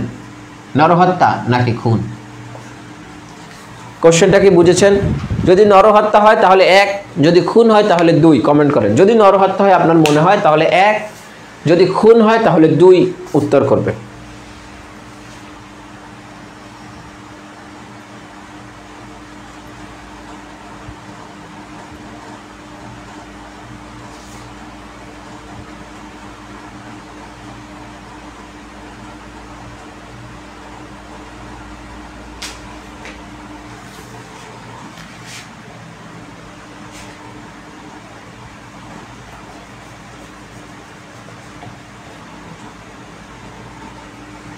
আচ্ছা, ওকে, থ্যাংক ইউ। মানে আপনারা আজ ক্লাস বুঝেছেন ভালো করে, এই কারণে আপনাদের ম্যাক্সিমামের অ্যান্সার রাইট হচ্ছে। ঠিক আছে, তাহলে এই কাজটা হবে খুন। কারণ দেখেন একজন ব্যক্তিকে হত্যা করতে গিয়ে যদি অন্য একজন ব্যক্তি হত্যা হয়ে যায় তাহলে দেখতে হবে যাকে হত্যা করতে চেয়েছিল সে যদি হত্যা হতো তাহলে কি হতো, তাহলে এ হত্যা করতে চেয়েছিল সি কে, এই পিস্তলের গুলির কারণে যদি সি হত্যা হতো এটাই তো খুন, তাহলে অন্য কেউ হত্যা হলে এটা হবে কি খুন। তাহলে বিষয়টা কি বোঝা গেল? বিষয়টা হচ্ছে একজন ব্যক্তিকে হত্যা করতে গিয়ে অন্য একজন ব্যক্তি হত্যা হলো, তাহলে দেখতে হবে এই ব্যক্তি যাকে হত্যা করতে চেয়েছিল সে যদি হত্যা হইতো তাহলে কি হতো। সে যদি হত্যা হইলে এই কাজের ফলে যাকে হত্যা করতে চেয়েছিল সে যদি হত্যা হইতো তাহলে সেটা হবে খুন। যদি সে হত্যা না হওয়ার সম্ভাবনা ছিল তাহলে সেটা হয়তো নরহত্যা। যেমন আমি কি করছি, একটা লাঠি নিয়ে দাঁড়াই আছি, আমি কি করছি ধরেন এই একটা দেয়াল আছে, আমি দেয়ালের এই পাশে একটা লাঠি নিয়ে দাঁড়াই আছি, যে বি এইখান থেকে বের হবে আমি ওকে লাঠি দিয়ে মারবো, কিন্তু বের হলো সি। এখন সির কি আছে, সির হচ্ছে মাথায় একটা আঘাত আছে, আমি লাঠি দিয়ে আঘাত করলাম লাগলো সির গায়ে।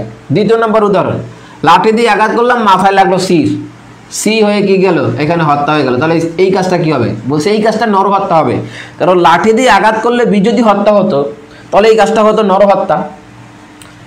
সি কে আমি আঘাত করেছি, সি মারা গেল, কারণ আমার এখানে কোনো জ্ঞান ছিল না, আর এখানে এটাই লাঠি দিয়ে যে আঘাতটা এটা আকস্মিক কোনো বিপজ্জনক কাজ না, তাহলে এটা নরহত্যা হতো। তাহলে সি কে আমি মারলাম, সিও কিন্তু হত্যা হলো, তাহলে এটাও নরহত্যা হবে। তাহলে দেখতে হবে যে আমার ইন্টেনশন যাকে আঘাত করার তাকে আঘাত করতে পারলে কি হতো, তাকে আঘাত করতে পারলে যদি নরহত্যা হতো, যে আঘাতপ্রাপ্ত হয়েছে তৃতীয় যে ব্যক্তি হয়েছে আঘাতপ্রাপ্ত সেইটা তাহলে নরহত্যা হবে, বা সে মারা গেলে এটা নরহত্যা হবে। আমি যাকে আঘাত করতে চেয়েছিলাম তাকে আঘাত করতে পারলে যদি কাজটা খুন হতো, তাহলে দ্বিতীয় যে ব্যক্তি যাকে চাই নাই তিনি যে কাজটা হয়েছে সেটা খুন হবে। এটা কি বিচার প্রক্রিয়া আছে স্যার উদাহরণটা? না, এটা 301 দ্বারা দেখবেন, 301 দ্বারাই বুঝবেন, ঠিক আছে? 301 দ্বারা নিয়ে বিচার প্রক্রিয়া আলাপ করা নাই, ঠিক আছে? আশা করি বুঝেছেন। এরপরে যদি না বুঝতে পারেন তাহলে উচ্চ আদালতের রায় দেখবেন, সৈকত সাহেবের একটা বই আছে ওইখানে দেখতে পারেন। এরপর যে বিষয়টা নিয়ে আমরা কথা বলবো সেটা হচ্ছে খুব শর্টলি আমরা কিছু বিষয় বলি। সেটা হচ্ছে দেখেন যে মানে খুব শর্টলি বিশ্লেষণমূলক বিষয়গুলো খুব সংক্ষেপে একটু দেখে নিই, যেহেতু আমাদের সময় কম, মানে অনেকক্ষণ ক্লাস হয়ে গেছে অলরেডি 1.5 ঘন্টা প্লাস। দেখেন গণপিটুনিতে যদি মারা যায়, আপনারা উত্তর করেন, আমি এরপর আপনাদের সহায়তা করব। গণপিটুনিতে যদি কেউ মারা যায় এটা কি হবে? 1 নম্বর অপশন অপরাধ হবে, হবে না। 3 খুন,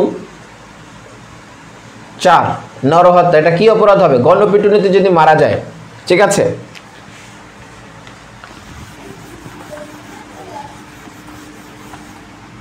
বলেন কোনটা হবে, জাস্ট অপশনটা কমেন্ট করলে হবে। এরপরে যে বিষয়টা নিয়ে আমি কথা বলবো বা কথা বলতেছি সেটা হচ্ছে একজন ব্যক্তি, তিনি তার নাম হচ্ছে এ, আদালত এই এর মৃত্যুর জন্য বিচার করতেছেন, এর মৃত্যুর জন্য বিচার করতেছেন, কিন্তু আদালত এর লাশ পেল না। লাশ, এ যে মারা গেছেন এর লাশ, কোনো লাশ নাই, তাহলে এই কাজটা এর লাশ নাই কিন্তু এর মৃত্যুর জন্য বিচার হয়। এখন আদালত কি এই অপরাধে ধরে 2 জন অভিযুক্ত বি এবং সি, তাহলে বি এবং সি কে দণ্ড দিতে পারবে কিনা, আদালত বি এবং সি কে দণ্ড দিতে পারবে কিনা? ঠিক আছে, যদি পারে যদি পারে তাহলে হ্যাঁ হলে লিখবেন 1, যদি না তাহলে লিখবেন 2। এটা হচ্ছে 1 নম্বর প্রবলেম। 2 নম্বর প্রবলেম লেখেন 4 নরহত্যা হবে। 4 গণপিটুনি অপরাধ না। উবা কি বলে, মানুষ মাইরে ফেলাইবেন বলবেন অপরাধ না। 4 ওকে, আপনারা তো অসাধারণ মানে মেধাবী আপনারা, ঠিক আছে? কোনটা 1 নম্বর এক্সাম্পল নাকি 2 নম্বর? আপনারা মারাত্মক লেভেলের মেধাবী, কাদের পড়াচ্ছি, শাবাশ, ঠিক আছে, আপনারা বুঝতেছেন, থ্যাংক ইউ। দেখেন এই যে গণপিটুনির ফলে যদি কেউ মারা যায় তাহলে এইটা অপরাধ হবে। এই অপরাধটা কি অপরাধ হবে? নরহত্যার অপরাধ হবে, কারণ এখানে মৃত্যুর কোনো কাউকে মারার ইন্টেনশন ছিল না, কিন্তু এটা কি হয়েছে, একটা হত্যা হয়ে গেছে। এই হত্যাটা আবার বৈধ হত্যা না, তাহলে হত্যাটা কি না? হত্যাটা বৈধ হত্যা না। কেন বৈধ হত্যা না?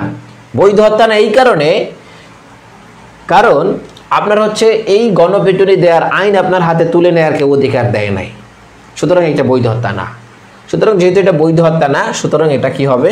নরহত্যা হিসেবে গণ্য হবে, কারণ এখানে ওই ব্যক্তিকে মারার কারো কোনো ইন্টেনশন ছিল না এবং তাকে ওই যে এই রকমের ইসেরও ইন্টেনশন ছিল না, তিনি মারা গেছেন, এই কারণে এই কাজটা নরহত্যা হবে। ঠিক আছে? আচ্ছা, এরপর দেখেন মৃত্যুর, তাহলে এটা আপনারা পেরেছেন, ম্যাক্সিমাম পেরেছেন, থ্যাংক ইউ। তাহলে কেন নরহত্যাটা এই গণপিটুনিতে মারা গেলে এটা খুন হবে না, আশা করি বুঝেছেন। এরপরে যে বিষয়টা নিয়ে আমরা দেখব সেটা হচ্ছে 3 নাম্বার যে কোশ্চেনটা ছিল, 3 নাম্বার কোনটা বুঝেন, এটা 2 বলছি, 2। এটার উত্তর কি করেছেন? মামলা কার নামে করবে? আরে যারা গণপিটুনি দিছে এরকম মানুষ চেনা যায় না, অজ্ঞাতও তো করে দেয়। ঠিক আছে? অজ্ঞাত 3-4 জন। ঠিক আছে? এত সহজ না। দেখেন, রাষ্ট্র বাদী হয়ে মামলা করতে পারে, ওই ব্যক্তির যারা আত্মীয় স্বজন আছে তারা বাদী হয়ে মামলা করতে পারে। দেখেন, এ নামক ব্যক্তির মৃত্যুর বিচার করতেছে, এর কোনো লাশের অস্তিত্ব নাই, তাহলে তাকে দণ্ড দেওয়া যাবে কিনা, অর্থাৎ এই বি এবং সিকে দণ্ড দেওয়া যাবে কিনা? ঠিক আছে? উত্তর আপনারা বলেছেন না, যে উত্তরটা পেয়েছে এখন পর্যন্ত তিনি বলেছেন না।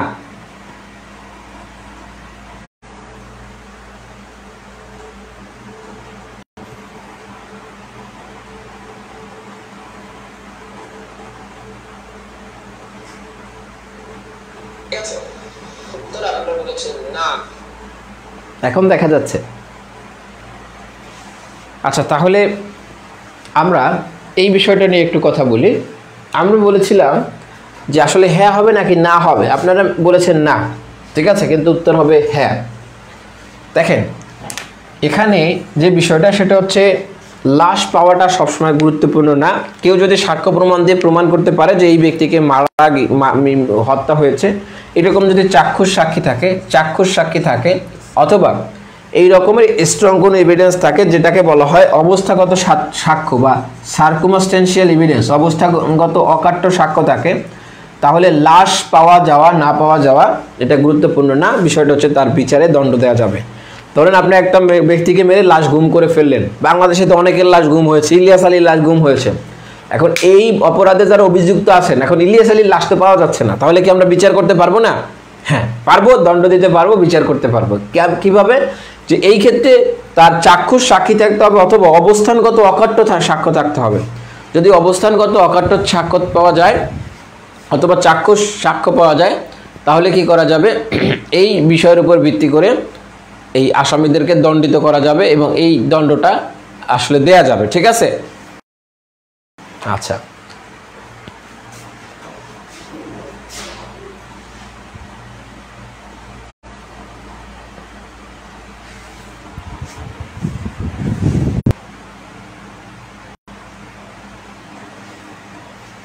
ওকে। এরপর তাহলে এটা বুঝতে পেরেছেন আশা করি যে হ্যাঁ এটার দণ্ডটা দেয়া যাবে। এখন দেখা যাচ্ছে, আচ্ছা এখন দেখা যাচ্ছে এরপরে যে বিষয়টা সেটা হচ্ছে আরও একটা যে বিষয় দেখাতে চেয়েছিলাম, অবস্থানগত সাক্ষ্য। অবস্থানগত সাক্ষ্যের উপর ভিত্তি করে কি খুনের দণ্ড দেয়া যায়? উত্তর হচ্ছে হ্যাঁ। বলতে হবে অবস্থানগত সাক্ষ্য যদি অকাট্য থাকে, অবস্থানগত সাক্ষ্য যদি অকাট্য থাকে এবং এই সাক্ষ্য যদি সমর্থিত হয়, সমর্থনযোগ্য সাক্ষ্য হয়, অকাট্য থাকে সমর্থনযোগ্য সাক্ষ্য, অবস্থানগত সাক্ষ্য যদি অকাট্য থাকে এবং সমর্থনযোগ্য হয়, তাহলে এই সাক্ষ্যের উপর ভিত্তি করেও মৃত্যুদণ্ড দেওয়া যায়। অর্থাৎ কোনো সাক্ষী নাই, শুধু অবস্থানগত সাক্ষী আছে। কিভাবে? এটার একটা অনেকগুলো বিখ্যাত মামলা আছে। একটা মামলার উদাহরণ আপনাদেরকে বলতেছি। একজন ব্যক্তিকে খুঁজে পাওয়া যাচ্ছে না, ঠিক আছে? তাহলে দেখেন 3 জন ব্যক্তি ছিল, এই 3 জন ব্যক্তি একজন ব্যক্তিকে অপহরণ করে। অপহরণ করার পরে এই ব্যক্তির আর কোনো অস্তিত্ব নাই। কি নাই? অস্তিত্ব নাই। বা এই ব্যক্তিকে যেটা হলো, এই ব্যক্তিকে মৃত্যু পাওয়া গেল। অপহরণ করার পরে কি পাওয়া গেল? মৃত্যু পাওয়া গেল। এখন তারা যে অপহরণ করেছে এইটা সাক্ষী আছে, কিন্তু তারা যে এরকে হত্যা করেছে এই রকমের কোনো চাক্ষুষ সাক্ষী নাই। বিষয়টা কি বুঝছেন? যে 3 জন ব্যক্তি মিলে একজন ব্যক্তিকে অপহরণ করলো, অপহরণ করার পরে তারা যে অপহরণ করেছে ওই ব্যক্তিকে তুলে নিতে গিয়ে অনেকেই দেখেছে, কিন্তু এরাই যে একে হত্যা করেছে এই ধরনের কোনো সাক্ষী পাওয়া যাচ্ছে না বা পাওয়া যায় নাই। এখন এই ব্যক্তির মৃত্যু হলো, এই 3 জন ব্যক্তিকে কি খুনের অপরাধে অভিযুক্ত করা যাবে কিনা? বলছে হ্যাঁ করা যাবে।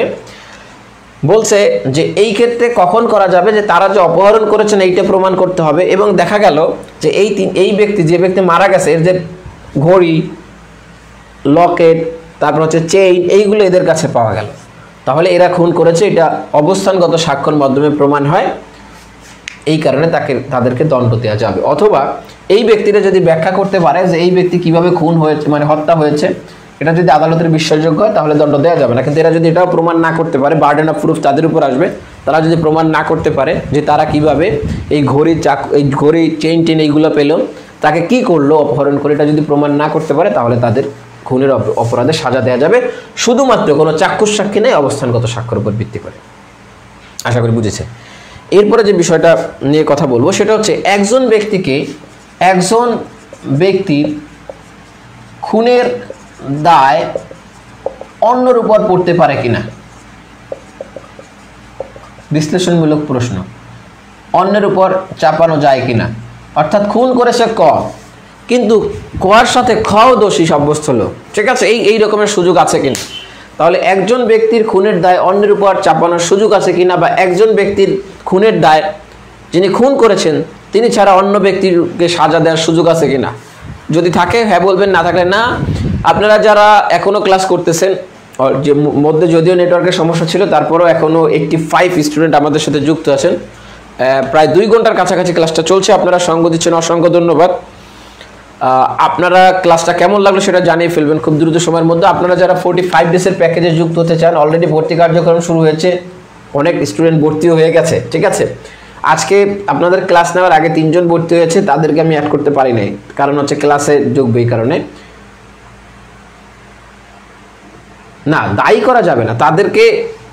তাহলে এখানে একটা সার্কামস্টেন্সিয়াল এভিডেন্স চলে আসে যে এইটা তারটা কিভাবে তার কাছে আসলো, ঠিক আছে। এবং এইখানে একটা মামলার রায় আছে এবং বলছে যে এই জিনিসটা যেহেতু তাদের কাছে পাওয়া গেল, তারা সঠিক ব্যাখ্যা দিতে পারে না যে এই ব্যক্তির মালামাল কিভাবে তার কাছে আসলো, এবং যে ব্যক্তি মারা গেল সেটারও কোনো সঠিক ব্যাখ্যা নাই যে তিনি কিভাবে তাদের কাছ থেকে মারা গেল, ঠিক আছে। আচ্ছা, এই কারণে তাদেরকে সার্কামস্টেন্সিয়াল এভিডেন্স, তাদের বিরুদ্ধে কোনো সাক্ষ্য প্রমাণ ছাড়াও তাদেরকে দায়ী করা যাবে। আচ্ছা, তাহলে হ্যাঁ, একজন ব্যক্তির খুনের দায় অন্যের উপর চাপানো যায়। এই যে একটা বলেছেন 34 দ্বারা চাপানো যায়, 34, 301 কি বলেন, 302, আচ্ছা খুন তো 301 না। তাহলে হ্যাঁ, কোন কোন ধারায় চাপানো যায়? সেকশন 34, যদি এদের মধ্যে কমন কি থাকে, কমন ইন্টেনশন থাকে বা সাধারণ অভিপ্রায় থাকে, তাহলে তাদেরকে দোষী সাব্যস্ত করা যায় একত্রে। সেকশন 149, যদি কমন অবজেক্ট, সাধারণ উদ্দেশ্যে কোনো কাজ করে খুন হয়, অর্থাৎ বেআইনি সমাবেশের উদ্দেশ্য সাধনকল্পে 5 বা তার বেশি ব্যক্তি যদি বেআইনি সমাবেশ হয়, এদের মধ্যে যদি একজনকে খুন করে ফেলে, তাহলে এর দায় কি করা যায়, চাপানো যায়। 107 হবে না, 109 হবে। 109 যদি প্ররোচনা দেয়, ঠিক আছে, 8 অথবা প্ররোচনা দেয়, তাহলে এটার ব্যক্তি কি করা যায়, একজনের খুনের দায় অপরজনের উপর চাপানো যায়। আর একটা ধারা আছে 34, 149, 109, আর কি বলতে পারবেন? 34, 149, 109, 396 ধারা। 396-তে বলছে ডাকাতি করতে গিয়ে যদি খুন করে, তাহলে যারা ডাকাতি করতে গেছে সবাই খুনের জন্য লায়াবেল।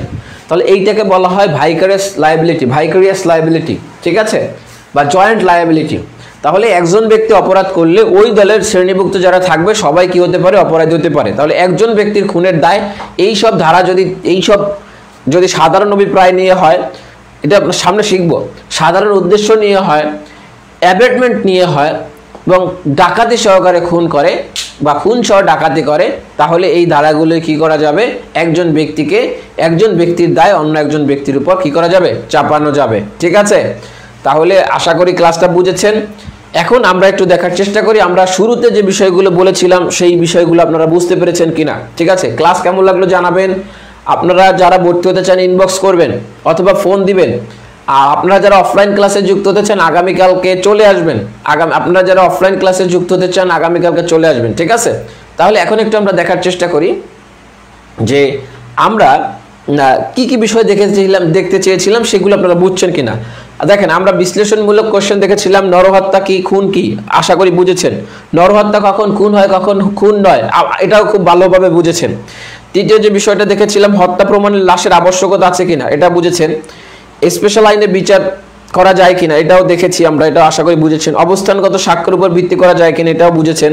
এক ব্যক্তির হত্যার দায় অন্যের উপর চাপানো যায় কিনা এটাও বুঝেছেন। গণপিটুনিত হত্যা এবং উদাহরণ সবগুলোই দেখেছি, ঠিক আছে। যদিও শেষের দিকে একটু দ্রুত গিয়েছি। ওভারঅল আপনাদের কাছে কমেন্ট প্রত্যাশা করতেছি, আপনারা আজকে ক্লাসটা কেমন লাগলো, এবং আপনাদের কাছে রিকোয়েস্ট, আপনাদের যে সকল বন্ধু আছে যারা খুন নরহত্যার এতদিন বিষয়গুলো ভালোভাবে বুঝে নাই, এই ধরনের কিভাবে তিনি বিশ্লেষণ করে একটা টপিককে কি কি উপায় দেখবে সেইটা যারা বুঝতে পারে না, তাদের কাছে ক্লাসটা শেয়ার দেওয়ার অনুরোধ রইল। আচ্ছা, একটু দ্রুত। হ্যাঁ, 11 কথা হচ্ছে নারী ও শিশু নির্যাতন দমন আইনের বলছে যে যৌতুকের দাবিতে হত্যা। তাহলে যৌতুকের দাবিতে হত্যা অভিযোগ আসলো, কিন্তু শুধুমাত্র হত্যা প্রমাণিত হলো, খুন প্রমাণিত হলো, তাহলে 302 ধারায় সাজা দেয়া যাবে, ঠিক আছে। যদি স্পেশাল আদালত বিচার করছে তারপরও তিনি কি করতে পারবে, 302 ধারায় সাজা দিতে পারবে। আচ্ছা, আপনাদের কমেন্টগুলো পড়ার চেষ্টা করব। আমার স্টুডেন্টরা তো দেখি বেশি বেশি কমেন্ট করতেছেন, আপনারাও করবেন, বাইরে যারা আছে তাদের কমেন্টগুলো দেখার চেষ্টা করব। আলহামদুলিল্লাহ, এভাবে পড়তে সকল বর্ণ সহজ না। Thank you. রোজ আপনার যারা ফ্যান ফলোয়ার আছে তাদেরকে বলবেন জুরিস্ট একাডেমির কথা, আপনাকে সবাই খুব মান্য করেন, জানে, আমি জানি।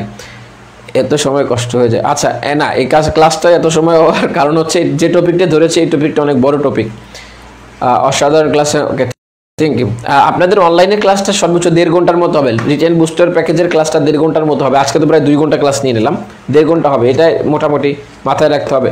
আচ্ছা, জুয়েল সাহেব অসংখ্য ধন্যবাদ, বলার ভাষা নেবে। Jasmin Akhtar, okay, thank you.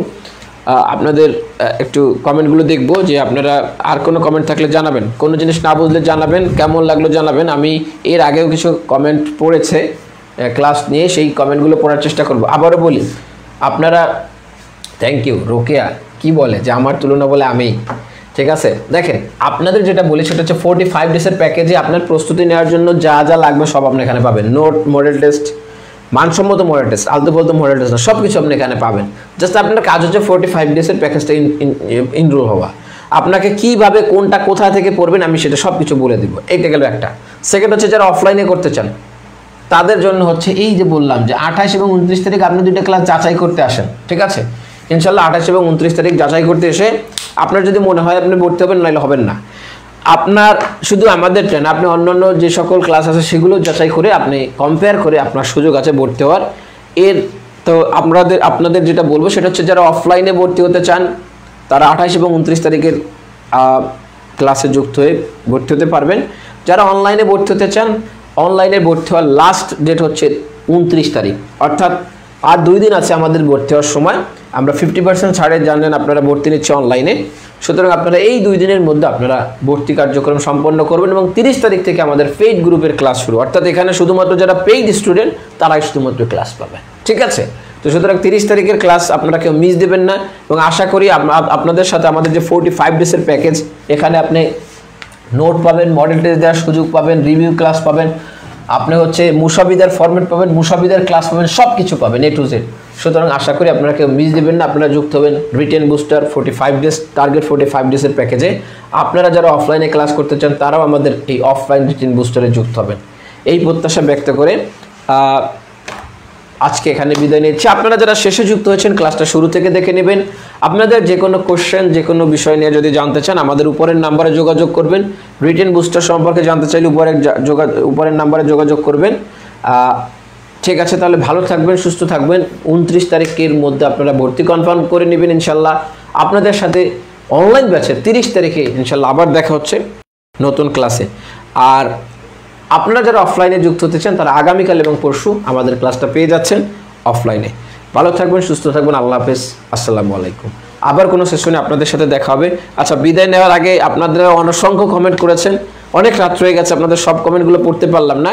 যারা কমেন্ট করে আজকে ক্লাসে যুক্ত থেকে যারা উৎসাহ দিয়েছেন সবাইকে অসংখ্য ধন্যবাদ।